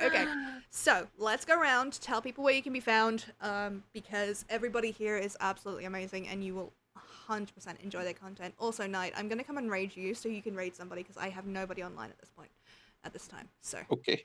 I will do So that I need in a to minute. scramble to find someone who's online. Yeah, God I'm damn it. giving you that warning now, so you have a chance. Your Jesus, birthday? You have woman. a birthday? Happy birthday, William! Happy belated birthday! It's a merry unbirthday. A very merry birthday. Happy day after birthday! Exactly. Very merry birthday to you. Alrighty, so let's start with Senpai. I Hello. literally just looked left. I'm like, yep, this will work. It's like, hey, you, boom. Yep. Yeah, no, it's all good. My Discord name is Senpai. You can find me online for some spicy content, sort of not really spicy, sort of spicy, mostly mean, but in a consensual way, content under Spoil Senpai. Or you can find me on my actual normal people's social media, which I'm not going to promise as not being spicy sometimes, but normal people's social media at Hylia no Otaku. My name is Hylia. I'm a variety streamer and general nerd and weirdo who exists on the internet chronically. And we all love you for it. Nowhere else. Yeah. So I use Threads like it's a diary. Okay, if you ever want to know what's going on in my life, you can just check my Threads account, and I've probably said something. Yeah. Anyways, that's where you can find me. I hope to see some of your beautiful faces there. Yeah. Okay, thank you very much. Leash. Well, hi, I'm Leash. My company is Geek on a Leash. I exist less on the internet, although I am trying to be a little bit more digitally present. What I do generally, though, is I offer live entertainment D&D events, either by myself, delivered by myself, or by my talented team of Dungeon Masters, which is rapidly growing. Those services are available in and around Sydney, Australia. You can best find me at geekonaleash.com.au. I am still working on my socials because I am an elder millennial and this is not natural to me. I'm doing my best, guys. I feel that. She's It's working all really hard. good. It's all good. Social media is hard, and I basically have like 27 accounts, and I use like one at any given time, and I just kind of like rotate through them. Yeah. I have a degree in marketing and got an HD and all the social media stuff. I still don't like doing it. Yeah, no, I feel Thank that you. so deeply. I used to just do social media, and people would hire me places and be like, "You're a social media person." I'm like, I am not actually qualified to be doing this, and I hate it actually. But like, yeah, sure. Absolutely. It was a lot easier in my 20s when I thought, like, all of the pictures I took were like, oh, so artistic and everyone needs to see them. And now I'm just like, I really just want to go do my laundry and not have to hold onto my phone all the time. Right? Fucking Yeah. mood. Speaking of Hashtag old lady. artistic, I said artistic, by the way, in case my mic cut out. Artistic. Soulbine, tell us about you. Hi, I'm Soulbine. I am a nerd of many facets. I do voice acting. I work in the entertainment industry, sort of video game live experience adjacent. I'm a musician sometimes. You can find all my socials and all the things that I do and have been involved with on soulbind.carb.co. It's got links to everything. So if you're curious, go check me out there. Definitely will. Okay. Knight, have I given you enough time to do your outro? You have given me plenty of time, but I also have no one online, so the only Christ. thing I can do is a wild stab in the dark. All right. That's Give us the your mood. outro. That's the mood. But hey everyone, I am your Night Wonder. That's Wonder with an O. I stream on my own channel thrice a week. I stream Neverwinter Nights Enhanced Edition, Hordes of the Underdark, Disco Elysium, and Dragon Age the Veilguard at the moment, but the games change around. I also do I DM a Cypher System game over on Would Be Heroes. I am on Ben Yubon Cybertopia podcast as Toby. I am on Bacon Flavored Pods, both in a Mecha versus Kaiju game and in a soon-to-start Final Fantasy Ivalice Rogues game, inspired game. Also in a Call of Cthulhu game as a player on Would Be Heroes. And I do stuff. Check me out. It's Night Wonder with an O. Sorry? I said, what a mood that is. I do stuff. Me too, homie. Like, honestly, at Me this point, too. it's just flailing around. I'm just a huge geek. I've been in the TTRPG hobby since 2011. I love this hobby. I am very impassioned about it. I have more systems and rule books than I have space in my flat or sense in my finances. And I just love this hobby. I love this. I'm very passionate about it. I am working on a couple of my own stuff. There is that is correct. Thank you for reminding me. I did create a SRD called 123D6. It's a very simple little system that can be used to just jump into role playing whatever setting you want. You can check it out on itch. It's available for the low price of free. The itch page is also Night Wonder, Wonder with an O. I think I have a link tree somewhere, which is like Linktree, whatever the link is, / Night Wonder, Wonder with an O. It's just a bunch of stuff. Go look at it. See, you if you guys want. are smart, and we're like, here's my website. And I was just like, yeah, no, I also have a website. Yeah. I have a website also at Hylian_otaku, I think at uu.ai or spoilsenpai.uu.ai. But I'm dying. Sorry, that's brilliant. I love it, but also Hey, Card owns the uu.ai domain. So if God. you make a website with Card, you can get the uu.ai domain, which I think is hilarious. I need to. Okay, that brings us to me. Hi. I am the luckiest of lucky red sparrows. I am a Final Fantasy streamer on a quest to 100% Final Fantasy Online. So if you enjoy dumb voices and me procrastinating shit, please feel free to come along. Otherwise, I am running. Well, I ran this one shot, and I hope to be running more one shots very, very soon. Just if scheduling actually fucking works out. I play in the Cypher system that Night runs. I won't be there this weekend. I am so dead. I'm going to sleep for days. Understandable. Because that's at 6 a.m. for me, and I'm like, no, I will do it. That's but, perfectly fine. I'm sure Adam is going to ruin my life with it anyway. I would never. I would never. You just have to plan a masquerade. Okay. Otherwise, I've been playing Marvel Rivals recently with my friend Space. So we do that every Thursday. Also, anyone in this stream is welcome to come along to that at any time. My goal is to one day have the shittiest competitive team ever, so we can annoy people. Oh, I got you. I suck at competitive gaming. I got you. Yeah. I'm not saying that we're shit. I'm just saying we're not gonna put like the we're not gonna no life this game. Is where I'm going with this. Oh yeah, no, listen. I will try my hardest, but I will not be good. It's just what I'm saying. Okay. I have found somebody to raid. Would you like me to raid you, Knight, or would you like me just to?